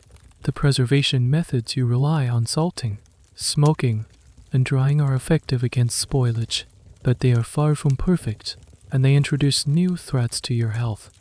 You are eating food that is tough, heavily preserved, and sometimes questionable. We've already mentioned the possibility of botulism from badly smoked meat, but let's talk about the everyday reality of consuming spoiled or tainted food. Think about that to your fist, that rock-hard piece of dried fish. It's supposed to be preserved by the cold, dry air. But what if the weather was a little too warm or too humid during the drying process? The fish might not fully dry out before bacteria start to grow. You'd rehydrate it and cook it, but it might not be enough to kill all the pathogens. You'd eat it, and a few hours later, you'd be writhing with a painful, debilitating case of food poisoning, diarrhea, vomiting, cramps. This was a regular occurrence, not a rare one, in a society where the water supply could also be contaminated. A sudden illness from food or water could be extremely dangerous. Without modern medicine, a bad case of food poisoning could lead to dehydration, lasting weakness, or even death, especially for children or the elderly. Then there were the parasites. In an age of poor hygiene and limited understanding of microorganisms, they were a fact of life. You were consuming food with a constant risk of internal parasites, such as tapeworms. You would acquire these from eating undercooked, infected meat, or fish. Your dogs, cats, and farm animals were probably riddled with them, and since they shared your longhouse and your space, they were a constant source of contamination. There's a curious fact that's a testament to the parasitic challenges of the Viking Age: the use of sour milk. When you look at the dairy products, skause, soured whey, and even that bizarre bog butter, you might think the sour taste was purely a product of preservation. But the acidity of these products, particularly skause and sour whey, might have had a secondary, beneficial effect. They are naturally lower in harmful bacteria than fresh milk. You may not have understood why they were safer, but you would have learned through trial and error that consuming fermented dairy was less likely to make you sick than drinking fresh milk. This kind of food wisdom was essential for survival. The study of Viking health, and specifically the impact of food on that health, is a growing field in historical archaeology. Bioarchaeologists analyze skeletal remains for signs of illness, nutritional deficiencies. In trauma, they look for evidence of anemia, which suggests a lack of iron, nor vitamin B12, or stunted growth, which indicates periods of severe malnutrition in childhood. They can also analyze the coprolite fossilized feces found at Viking sites. This provides an almost too intimate look at your diet and your health. They find evidence of grains, pollen, and yes, countless parasite eggs. The consensus among historians is that while the Viking diet provided enough calories to survive, it was a precarious existence. You were constantly battling internal invaders, and a bad harvest or a bout of illness could push you over the edge. So, you are eating your meal. It's tough, it's monotonous, and it's heavily preserved. You take a bite of that salt meat. It tastes aggressive and overwhelming. As you chew, you are vaguely aware of the microscopic war being waged in your stomach. You don't have words for bacteria or parasites, but you know the feeling of a gut-wrenching stomachache, the cold sweats and the fever that can come from eating bad food. Food safety, for you, is not about temperature control or expiration dates. It's about a deep, intuitive knowledge passed down through generations. It's knowing which piece of meat looks too gray, which fish smells too sweet, and which batch of skause or is just a bit too sour. You eat the food your family prepared because you have to, and you pray that you haven't unknowingly poisoned yourself. The struggle for sustenance is not just a fight against hunger, it's a silent, daily war against sickness. The monotony of midwinter was a psychological battle, but now, as winter drags on into its final, desperate phase, A new and much more primal fear begins to take hold. You've been carefully rationing your supplies from the stabber, but no matter how careful you've been, the piles are shrinking, the barrels are getting lighter, the sacks of grain are no longer full. Welcome to the hunger months. This is the period of late winter and early spring February, March, April. The snow might still be thick on the ground, but the days are slowly, almost imperceptibly, getting longer. This should be a sign of hope. But right now, it's the most dangerous time of the year. The food you stored in the autumn is running low, and the new food of spring has not yet arrived. The land is still locked in ice. The first green shoots are weeks, or even months, away. The feeling of hunger changes. It's no longer just the healthy appetite you feel before a meal. It becomes a constant, dull ache in your stomach, a gnawing emptiness that is never quite satisfied. Your meals, which were already meager, become even smaller. The daily portion of grain for the skause use is reduced. The piece of salt meat or dried fish you add to the pot is now just a sliver, more for a hint of flavor than for any real substance. You start to see the physical effects on yourself and your family. Everyone is a bit thinner, a bit more gaunt. The children have less energy to run and play. There's a listlessness that settles over the longhouse. Your thoughts become consumed by food. You fantasize about the summer feast, about the taste of fresh bread, about anything other than the thin, watery gruel that is your reality. The social fabric of the community starts to fray at the edges. The spirit of sharing and cooperation that marked the autumn feast can give way to suspicion and hoarding. You eye your neighbors' smokehouses. Do they have more than you? They holding back the hunger makes everyone more desperate, or focused on the survival of their own immediate family. Here's a particularly grim detail about this time of year, the second spring. The animals you managed to keep alive through the winter are also starving. The hay and fodder you stored for them is almost gone. They become weak and emaciated. Sometimes, a sheep or a goat that you had desperately tried to save for breeding will collapse and die from starvation or cold. This is a tragedy, a loss for the future, but, in the short term, it provides a sudden, grim windfall of fresh meat. This carrion spring or second spring provided a desperately needed calorie boost for many families. The final, morbid gift from a dying animal. The gnawing in your stomach is a constant companion.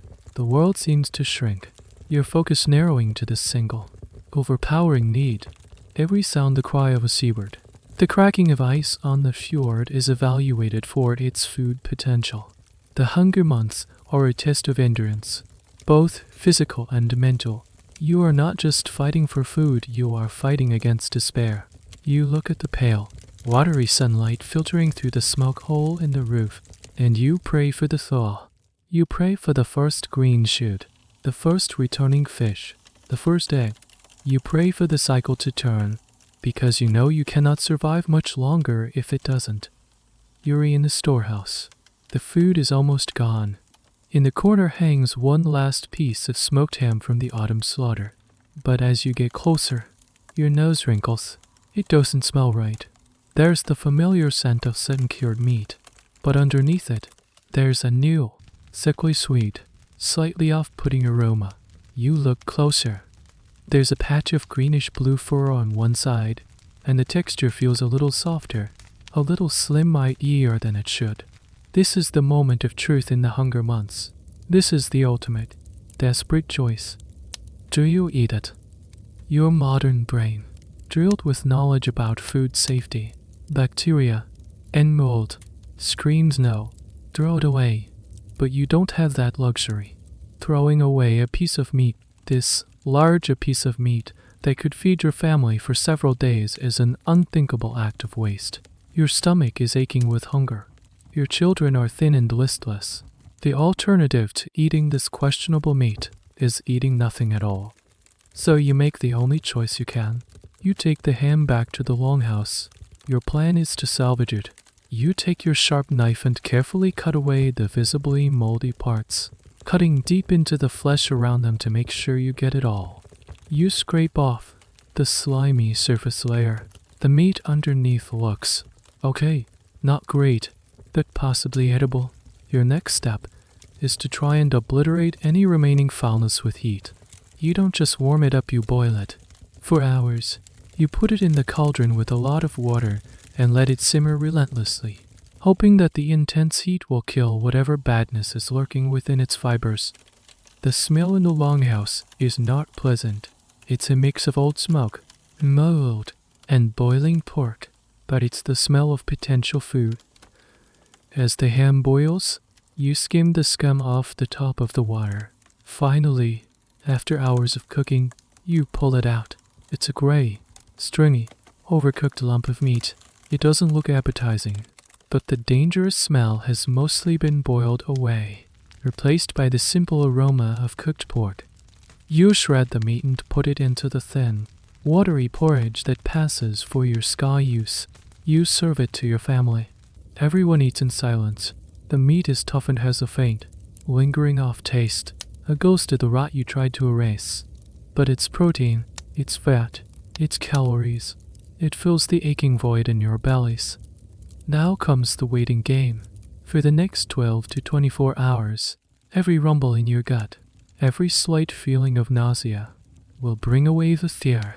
Did you make the right choice? Did you successfully boil away the danger?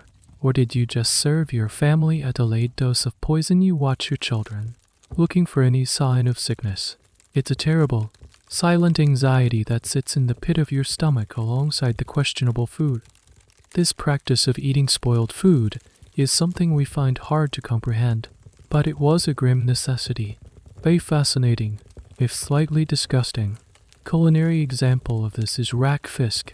This is a traditional Norwegian dish, still eaten today by the brave, which has its roots in this period of scarcity. It's freshwater fish, usually trout or char, that is salted lightly and then left to ferment in a sealed container for months. It doesn't dry out or get smoked, it just rights in a controlled way. The final product is a soft, almost buttery textured fish with an extremely powerful, pungent smell that has been compared to strong cheese or old socks. For you, developing a taste for rakfisk wasn't about being a gourmet. It was about finding a way to make fish last through the winter and learning to stomach the result. The fermentation process actually preserved the fish, but the taste and smell were a long way from fresh. Historians and archaeologists debate the prevalence of this desperation dining. When they find food remains, it's hard to tell the quality of the item before it was discarded. Was the animal bone they found from a healthy, prime animal, or one that was sick and dying? This is where the analysis of coprolite's fossilized poop becomes so valuable. If unpleasant, the presence of certain types of bacteria or toxins in these remains can give clues about the consumption of spoiled food. It paints a picture of a population that was constantly negotiating with decay, pushing the boundaries of what was edible because they had no other choice. They were, in a very real sense, masters of risk assessment, weighing the certainty of hunger against the possibility of foodborne illness. You wake up the next morning. No one is sick. A wave of relief washes over you. You made the right call. The gamble paid off. The tainted ham has given you another day, another small bridge across the chasm of the hunger months. But you know there will be other, similar choices ahead. The world of your food is not one of pristine ingredients, unclear expiration dates. It's a world of blurred lines, of compromise, and of making peace with decay in order to survive. The questionable ham is gone. The last of the grain has been scraped from the bottom of the sack. The storehouse stands empty. Now, the true desperation begins. The gnawing hunger has become a roaring beast, and you are forced to look at the world around you not just as a home, but as a collection of things that might, just might, be edible. Your definition of food is about to expand in some very unpleasant ways. You turn your eyes to the forest. It's still stark and mostly barren, but it's not entirely without resources. If you're desperate enough, you look at the pine trees. You strip away the tough outer bark to get to the soft, pale inner layer. The phone. We mentioned using this as a flower extender, but now There's no flour to extend. You are harvesting it as a primary food source. You can chew raw stuff, fibrous, and taste strongly of pine resin, or you can boil it for hours to try and soften it into a stringy, barely digestible mush. It offers very little in terms of calories, but it's something to fill your stomach, something to chew on. You scrape lichens and mosses off of rocks and trees. Some types of lichen, like Iceland moss, are technically edible if prepared correctly. The preparation is key. You have to soak it for a long time, often in multiple changes of water, sometimes with wood ash, to leach out the bitter, acidic compounds that would otherwise make you sick. After this long, laborious process, you are left with a gelatinous, starchy goo that can be added to water to make a thin, unappetizing gruel.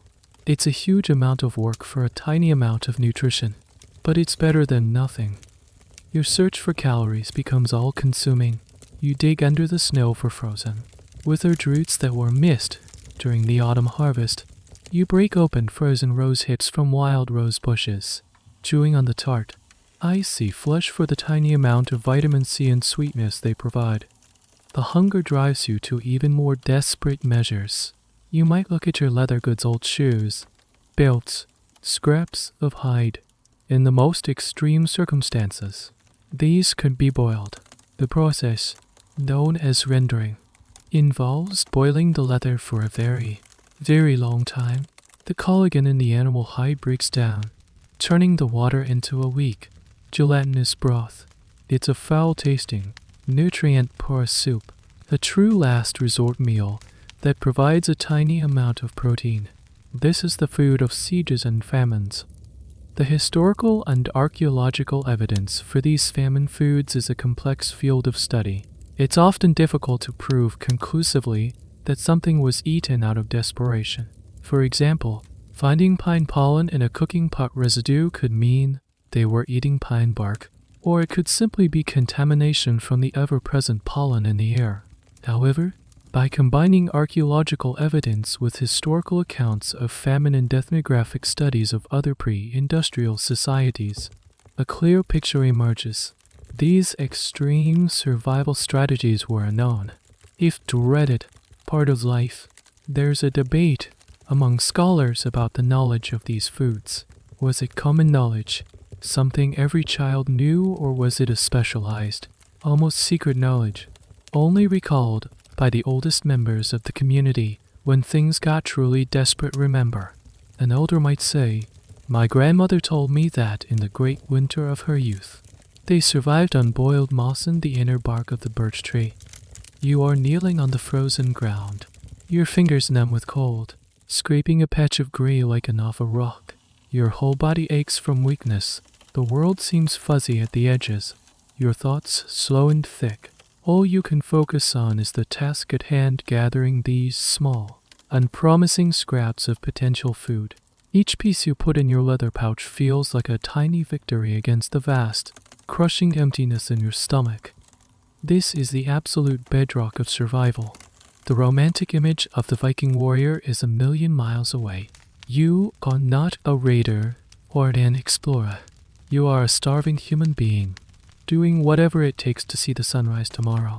You are chewing on a piece of tree, and you are grateful for it. The taste is bitter and resinous, but it's the taste of one more day of life. You've survived the empty larder phase by eating things that barely qualify as food. Now, a new hope and a new problem emerge. You've made it to the dregs of your grain supply, the very bottom of the barrels and sacks you thought were empty. But what you find there is not clean, wholesome grain. It's a dusty, contaminated mess. You scoop up the last of your barley and dry, and it's a sorry sight. It's full of weevils and other insects, their droppings, and a fine layer of what you know to be mold. A faint, musty, damp earth smell rises from it. Some of the grains are discolored, showing patches of pink or black. This is your last reserve of real, calorie-dense food before the spring growth truly begins, and you cannot afford to waste it. But you also know that eating moldy grain can be dangerous. Your task is one of damage control. You spread the grain out on a hide or a piece of cloth. You painstakingly pick through it, removing the most visibly moldy kernels. You shake it and winnow it, trying to get the insects and their dust to fall away. It's a futile effort to get it all, but you do your best. You are reducing the concentration of the bad stuff, not eliminating it. Then you have to process it. Grinding it into flour will just mix the good and the bad together. You might try to wash it, but that risks making the mold problem worse. If you can't dry it quickly, the most common solution is, once again, heat. You roast the grain on a hot stone or in a pan over the fire. The heat helps to dry it out, kills the insects, and can neutralize some of the less pleasant flavors. The smell of toasting grain mixes with the faint and pleasant smell of cooking mold. The resulting flour is of the lowest possible quality. You use it to make your familiar sad, unleavened flatbreads. The taste is off. There's a distinct bitterness, a musty flavor that you can't quite cook away, but you eat it. You chew the gritty, bitter bread and you for sit down, because it is far, far better than chewing on tree bark. There's a hidden, insidious danger in this moldy grain that you have no way of knowing about. Certain types of mold that grow on rye, especially in damp conditions, produce a group of toxins called ergot alkaloids. When ingested, these toxins can cause a horrific condition called ergotism, historically known as street Anthony's fire. It has two forms. One is convulsive, leading to muscle spasms, seizures, and hallucinations. The other is gangrenous, causing an intense burning sensation in the limbs, the fire, followed by the tissues dying, turning black, and eventually falling off. A village that unknowingly consumed a batch of ergot-contaminated rye could experience what seemed like a supernatural plague or mass madness. People convulsing, seeing visions, their limbs literally rotting away. It's a terrifying thought. Some historians have controversially speculated that some historical events, like the Salem witch trials, could have been influenced by a localized outbreak of ergotism, causing the accusers to experience hallucinations. For you, it was just another inexplicable terror that the world could throw at you. The academic debate surrounding ergotism in the Viking Age is fascinating. How common was it? It's very difficult to prove from the archaeological record, as it doesn't leave direct marks on the skeleton in the way malnutrition does. Scholars have to infer its presence from climate data, which would suggest conditions ripe for the mold to grow, the prevalence of rye cultivation in certain areas, and careful reading of saga accounts that describe strange, plague-like illnesses. Was a story of a village being cursed with madness actually a folk memory of an ergotism outbreak? It's a tantalizing but hard-to-prove theory. It highlights the invisible dangers that lurked in your most basic food source. You sit by the fire, chewing on your bitter bread. You are acutely aware of the gamble you are taking. You are weighing the known, immediate pain of hunger against the unknown, potential risk of sickness from this tainted food. You've done your best to clean it, to cook it, to make it safe, but you can't be sure. Every bite is an act of faith, a hope that the nourishment from the grain will outweigh the poison from the mold. This is the final and most desperate negotiation you have with your food stores, accepting the imperfections, the contamination, and the risk, because the alternative is to have nothing at all. You swallow another bite. It tastes like dust and desperation, but also, faintly, like survival. Slowly, painfully, the world begins to change. The iron grip of winter weakens. The snow recedes, revealing the damp, brown earth beneath. The ice on the fjord cracks and groans, and in the sheltered spots, the first signs of new life appear. For you, who have been surviving on dregs and bark, this is a moment of profound, almost religious significance. The first green shoots of spring are not just plants, they are salvation. But your first meal of fresh spring food is not going to be sweet and delicious. Your palate, so long abused by salt, smoke, and bitterness, is about to meet a new wave of strong flavors. The first edible things to emerge are not tender garden vegetables. They are hardy, wild, and often intensely bitter greens. You venture out into the damp, chilly air, your eyes scanning the ground with a feverish intensity. You are looking for the familiar leaves of wild garlic ramps, whose pungent, onion-white flavor is a welcome shock to the system. You search for the tendo, young leaves of the stinging now. When picked carefully or with protected hands and boiled, they lose their sting and become a nutritious, spinach-like green, packed with iron and vitamins. This is one of the first and most important spring edibles. You gathered dandelion greens, sorrel, and chickweed. All of these have a powerful flavor. The dandelions are bitter, the sorrel is intensely sour and lemony, and the chickweed is grassy. You are not eating these for their delicate taste. You are eating them for their sheer greenness, for the life and vitamins they hold. You take your harvest of bitter greens back to the longhouse and throw them into a pot of boiling water. This creates a thin, green, and often very bitter soup. It's a spring tonic, a way to purge the system of the winters, stodginess and replenish the nutrients you've been craving. Your first bites of this spring soup are a sensory explosion. After months of mushy, monotonous streetage, the sharp bitterness and soreness are almost overwhelming. It's a challenging flavor, but a welcome one. It tastes alive. It's the flavor of renewal. Here's a curious detail about your craving for these greens that might have been partly instinctual. The intense bitterness of many of these early spring plants comes from alkaloids and other chemical compounds. While unpleasant in large doses, these compounds can have medicinal effects.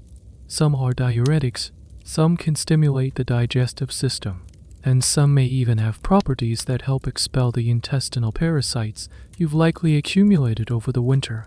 Your spring tonic wasn't just a symbolic meal, it may have been a form of self-medication, a folk medicine tradition whose effectiveness was learned over countless generations of trial and error. You just knew that eating these bitter grains in the spring made you feel better. The historical understanding of this transitional diet is still being pieced together. While we know the major staples, the use of these specific, seasonal wild plants is harder to track. Archaeobotanists study soil samples from ancient hearths and rubbish pits for the preserved seeds and pollen of these wild herbs. By identifying them, they can reconstruct the starvation to survival menu. There is an ongoing academic discussion about the scale of this foraging. Was it just a small supplement, or was there a period of a few weeks where the entire community was surviving almost exclusively on boiled wild greens while waiting for the fishing to pick up in the gardens to grow? This period represents the lowest point in food energy intake. The greens provided vitamins, but very few calories. You might have felt better, but you were still weak from hunger. While you are foraging for greens on land, the first bounty from the sea also begins to arrive. The fish start to run again. You can finally cast your nets and lines with a real hope of catching something. The first fresh fish you eat after a winter of the dried stuff is a revelation. Even boiled simply in water, its flesh is tender, flaky, and subtly sweet. It tastes clean. Use it with a bowl of thin, bitter green soup, perhaps with a few precious flakes of fresh fish in it. It's not a feast. By modern standards, it's a pauper's meal.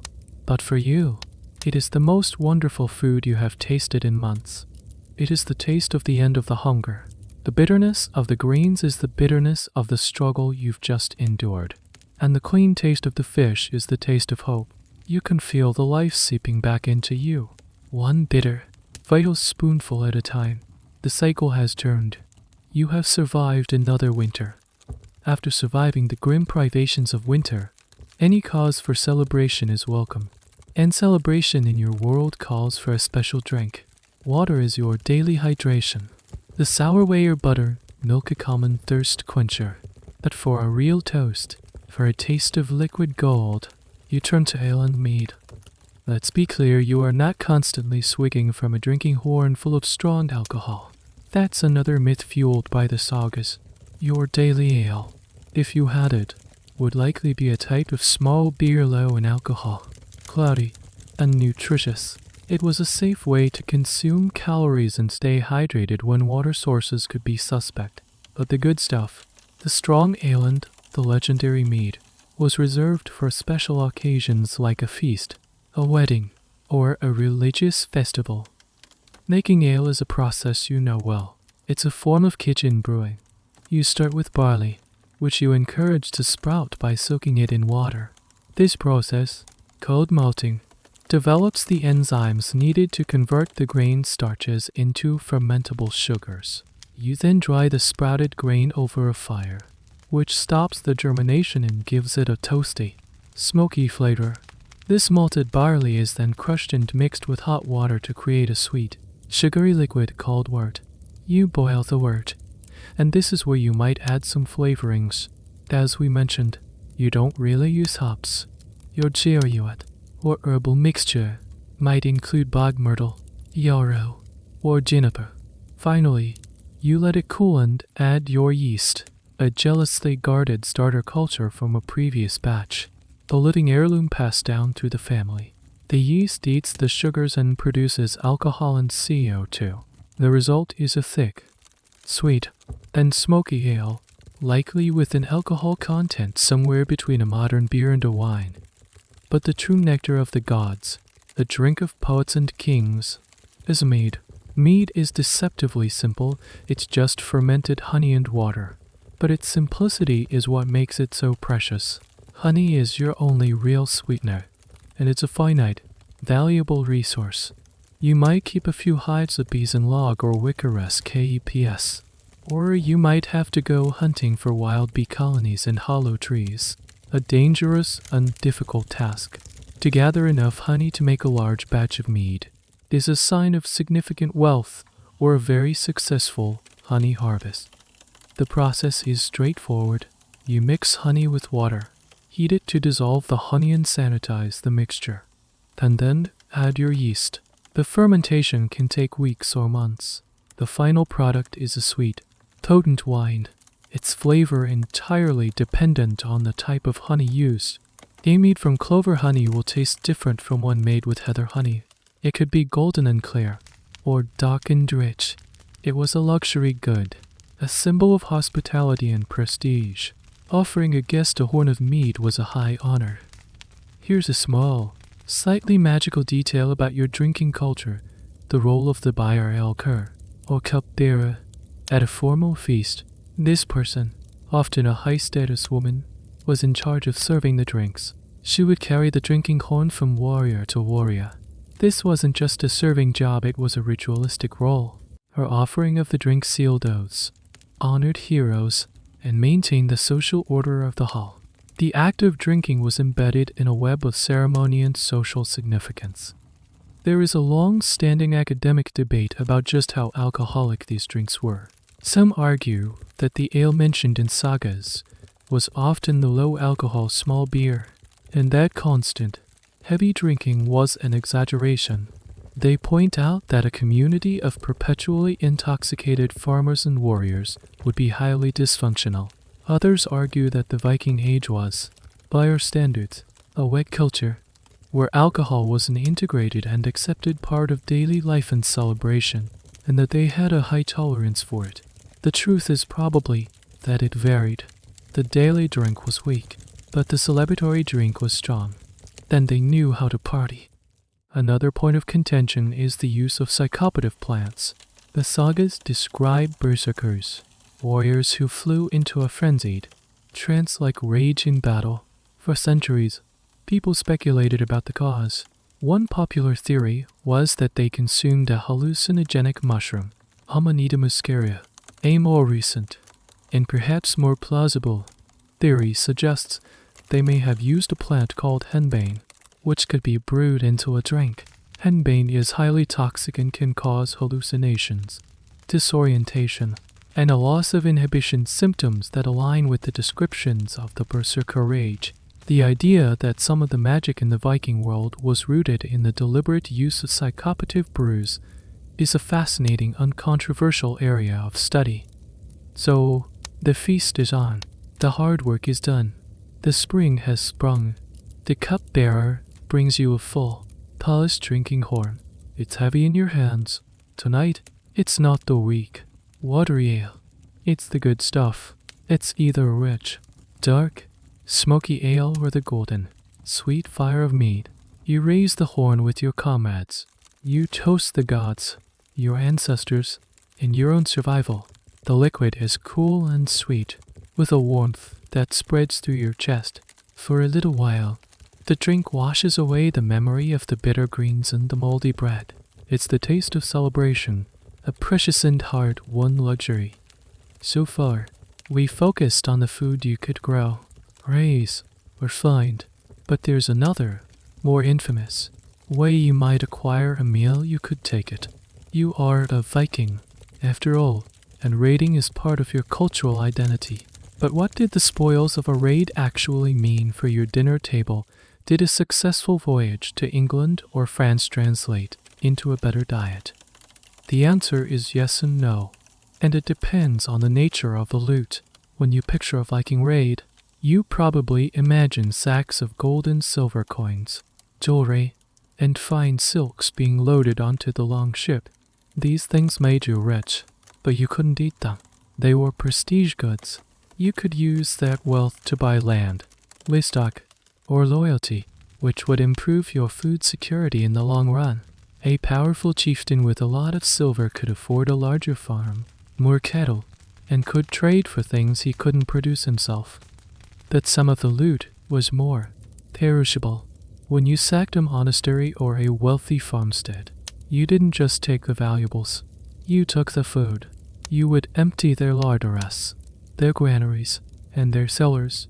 This was a huge, immediate bonus. Suddenly, you had access to foods that were rare or non-existent back home. The most prized culinary loot would have been wheat and wine. In places like French and modern-day France, they grew wheat in abundance. For you, accustomed to your coarse barley and oat bread, a sack of fine wheat flour was an incredible luxury. It allowed you to make white bread, the bread of kings and priests. It was a status symbol you could eat. Similarly, wine was the drink of the Christian church and the southern aristocracy. You came from a land of beer and mead. To capture barrels of red wine was to capture the very taste of a richer, more sophisticated world. You bring it back and serve it at your feasts, a liquid trophy demonstrating how far you had traveled and conquered. You would also capture livestock, sheep, cattle, and pigs. You could either slaughter them on the spot to feed your crew or, if the journey home was short enough, load them onto the ships to be added to your herds back home. This was a direct injection of genetic diversity and walking protein into your farm's ecosystem. Here's a slightly strange but practical piece of loot, people. The Vikings were active slave traders. When you raided a village, you would take captives to be sold in the slave markets of Dublin, Edinburgh, or even further afield. While this is a grim reality, it also had a food dimension. Slaves were another mouth to feed, but they were also a source of labor. A household with more slaves could cultivate more land, tend more animals, and perform the endless, back-breaking work of food processing, freeing you and your family to pursue other activities. In a very direct way, stolen labor produced more food. The impact of raiding on the Viking diet is a complex topic for historians. It's clear that it introduced new foods and wealth. But how much did it affect the average person's diet? The debate often centers on scale and distribution. Did the spoils of a raid get distributed throughout the community? Or were they hoarded by the chieftain and his elite warriors? The sagas suggest a bit of both.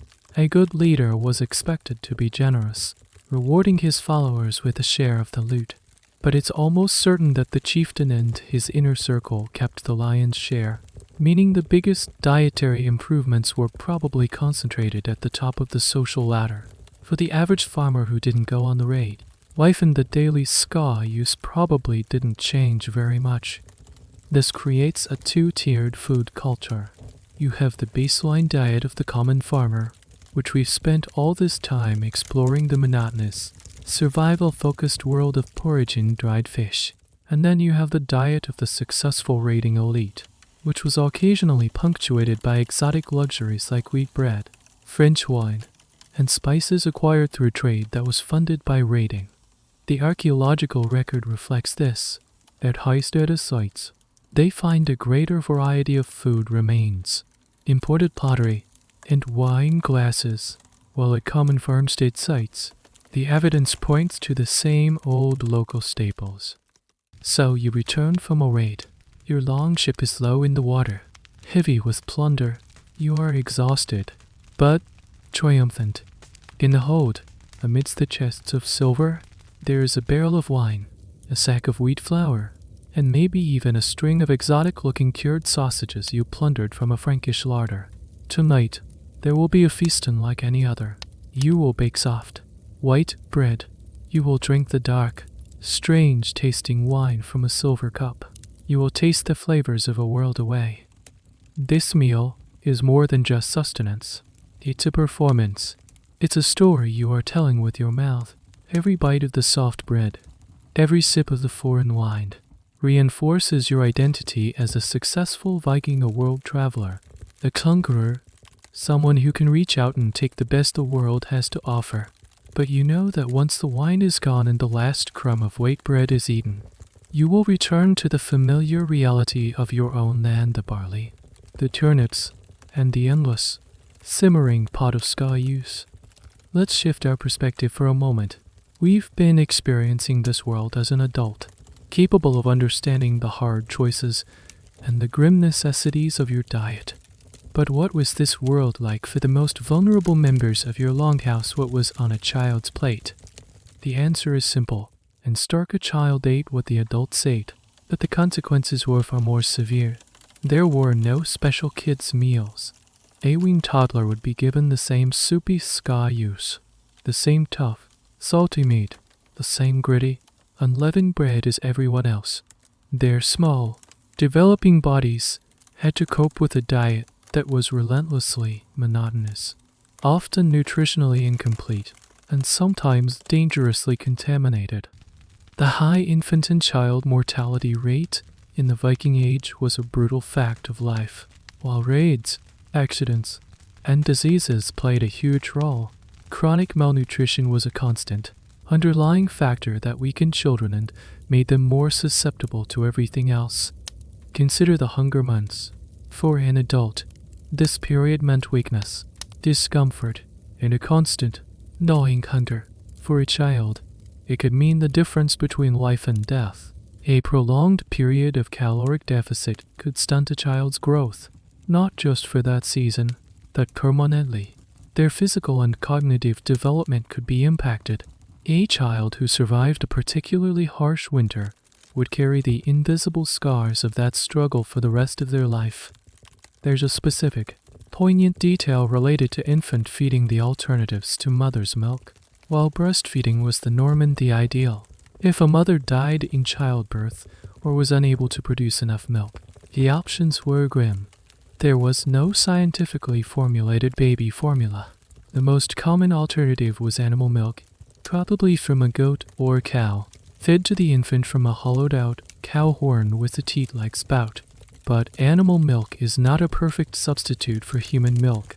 It has a different composition of proteins and fats, making it harder for a human infant to digest.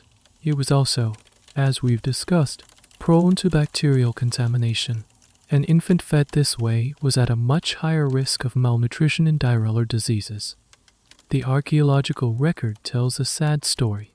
When bioarchaeologists examine the skeletal remains of children from this period, they can see the evidence of this nutritional stress. They find hairless lines on the bones, thin lines that indicate a temporary cessation of growth due to malnutrition or illness. They find evidence of enamel hypoplasia on the teeth, defects in the tooth enamel that form during periods of severe stress in childhood. They can detect signs of anemia and scurvy, vitamin C deficiency, which would have been rampant during the long winters.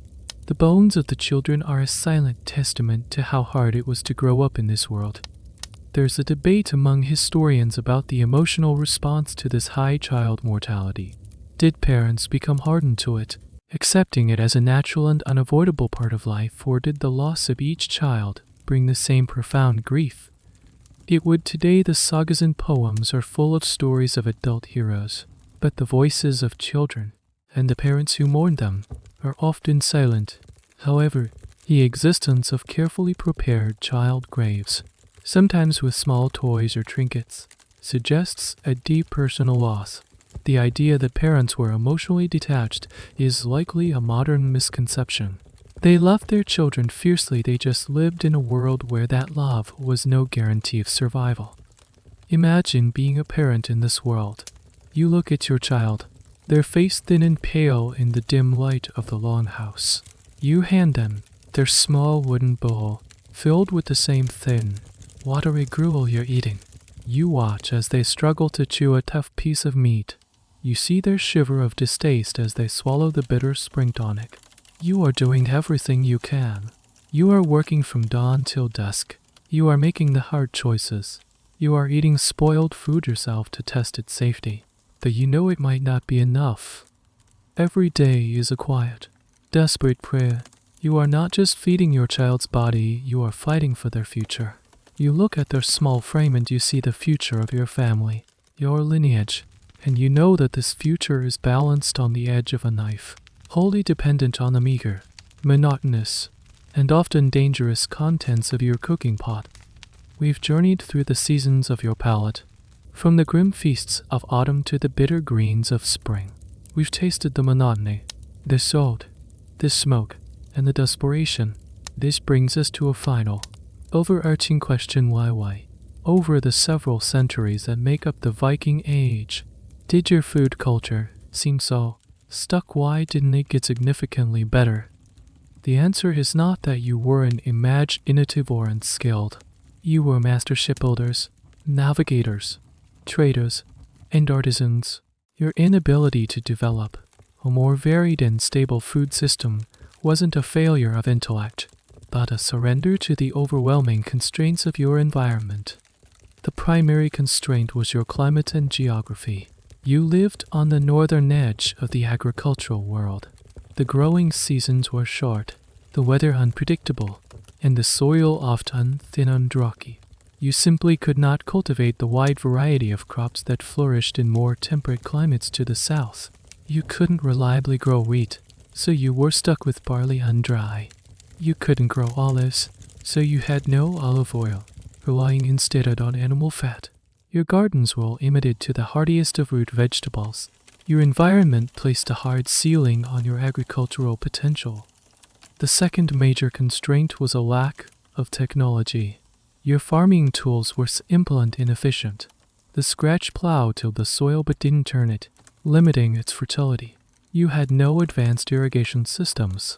Most critically, you had no way to overcome the fundamental problem of food preservation. Without refrigeration, your entire food system was locked in a battle against decay. Salting, drying, and smoking were the best tools you had. But as we've seen, they were flawed. They degraded the quality of the food, destroyed nutrients, and imparted harsh, monotonous flavors. You were trapped in a cycle of boom and bust, a brief period of fresh food, followed by long months of relying on these harsh preservatives. This leads to a conservative food culture. When your very survival is at stake, you don't experiment. You stick with what you know works, what has kept your ancestors alive. You plant the same crops, raise the same animals, and use the same preservation methods because they are proven. If unpleasant, innovation is a luxury you can't afford. Because a failed experiment, a new crop that doesn't grow, a new preservation method that fails could mean starvation for your entire family. Your food culture was not about pleasure or creativity, it was about risk management. A strange but telling detail that illustrates this conservatism is the durability of your cooking pots. Archaeologists have found soapstone quarries in Norway and the Shetland Islands that were used for centuries. They produced sturdy, reliable cooking pots that weren't raided across the Viking world. The design of these pots barely changed over hundreds of years. Why? Because they worked. A round-bottomed pot that could be hung over a fire for slow, constant simmering was the perfect tool for your skause-based diet. There was no pressure to invent a frying pan or a baking dish, because your core diet didn't require them. The technology and the diet were locked in a feedback loop. The academic world still discusses the nuances of this stagnation. Was it truly uniform across the entire Viking world, or were there pockets of innovation? The evidence suggests that urban trading hubs, like Ideby in Denmark or Birka in Sweden, had more varied diets. Archaeologists at these sites find cherry pits, peach stones, and spices like black pepper that were imported from distant lands. But this was the diet of a wealthy, cosmopolitan merchant class. It didn't reflect the reality for the 95% of the population who were rural farmers. The debate, then, is about whether we define Viking food by the experience of the many or the exceptions of the few. The overwhelming evidence points to a vast majority of people trapped in the same monotonous culinary cycle for generations. So your taste buds are prisoners of your time. You can't just invent a new crop or a new technology. You are bound by the limits of your world. You might hear stories from traders or returning raiders of the sweet wines of Francia, the rich olive oil of the Mediterranean, or the strange, flavorful spices of the East. But these are just stories, as distant and magical as the tales of the gods. Your reality is the pot hanging over the fire. It is the taste of salt, the taste of smoke, the grit of stone-ground barley. It is a diet born of necessity, shaped by a harsh environment, and preserved through grim determination. It is not the food of legend, but the food of life. It's what fueled the sagas, what powered the long ships, what built the towns. It was boring, it was repetitive, and it was often unpleasant, but it was enough. It had to be. The smoke from the longhouse fire begins to thin as the embers die down. The stories of the day are over. The work is done, and a deep quiet settles over the hall. The world outside is dark and silent, and the only sound is the gentle breathing of your family sleeping around you on their straw-filled beds. The taste of your meager dinner still lingers, a familiar ghost of salt and grain on your tongue. But now, that taste begins to fade, replaced by the soft, heavy feeling of approaching sleep. You pull your woolen blanket a little tighter. The familiar scratch is a small comfort in the cool night air. The sharp edges of your day, the ache in your back, the gnawing in your stomach begin to soften and blur. The darkness behind your eyelids is no longer threatening, but gentle and welcoming. You feel yourself drifting now, floating away from the hard-packed earth of the longhouse floor.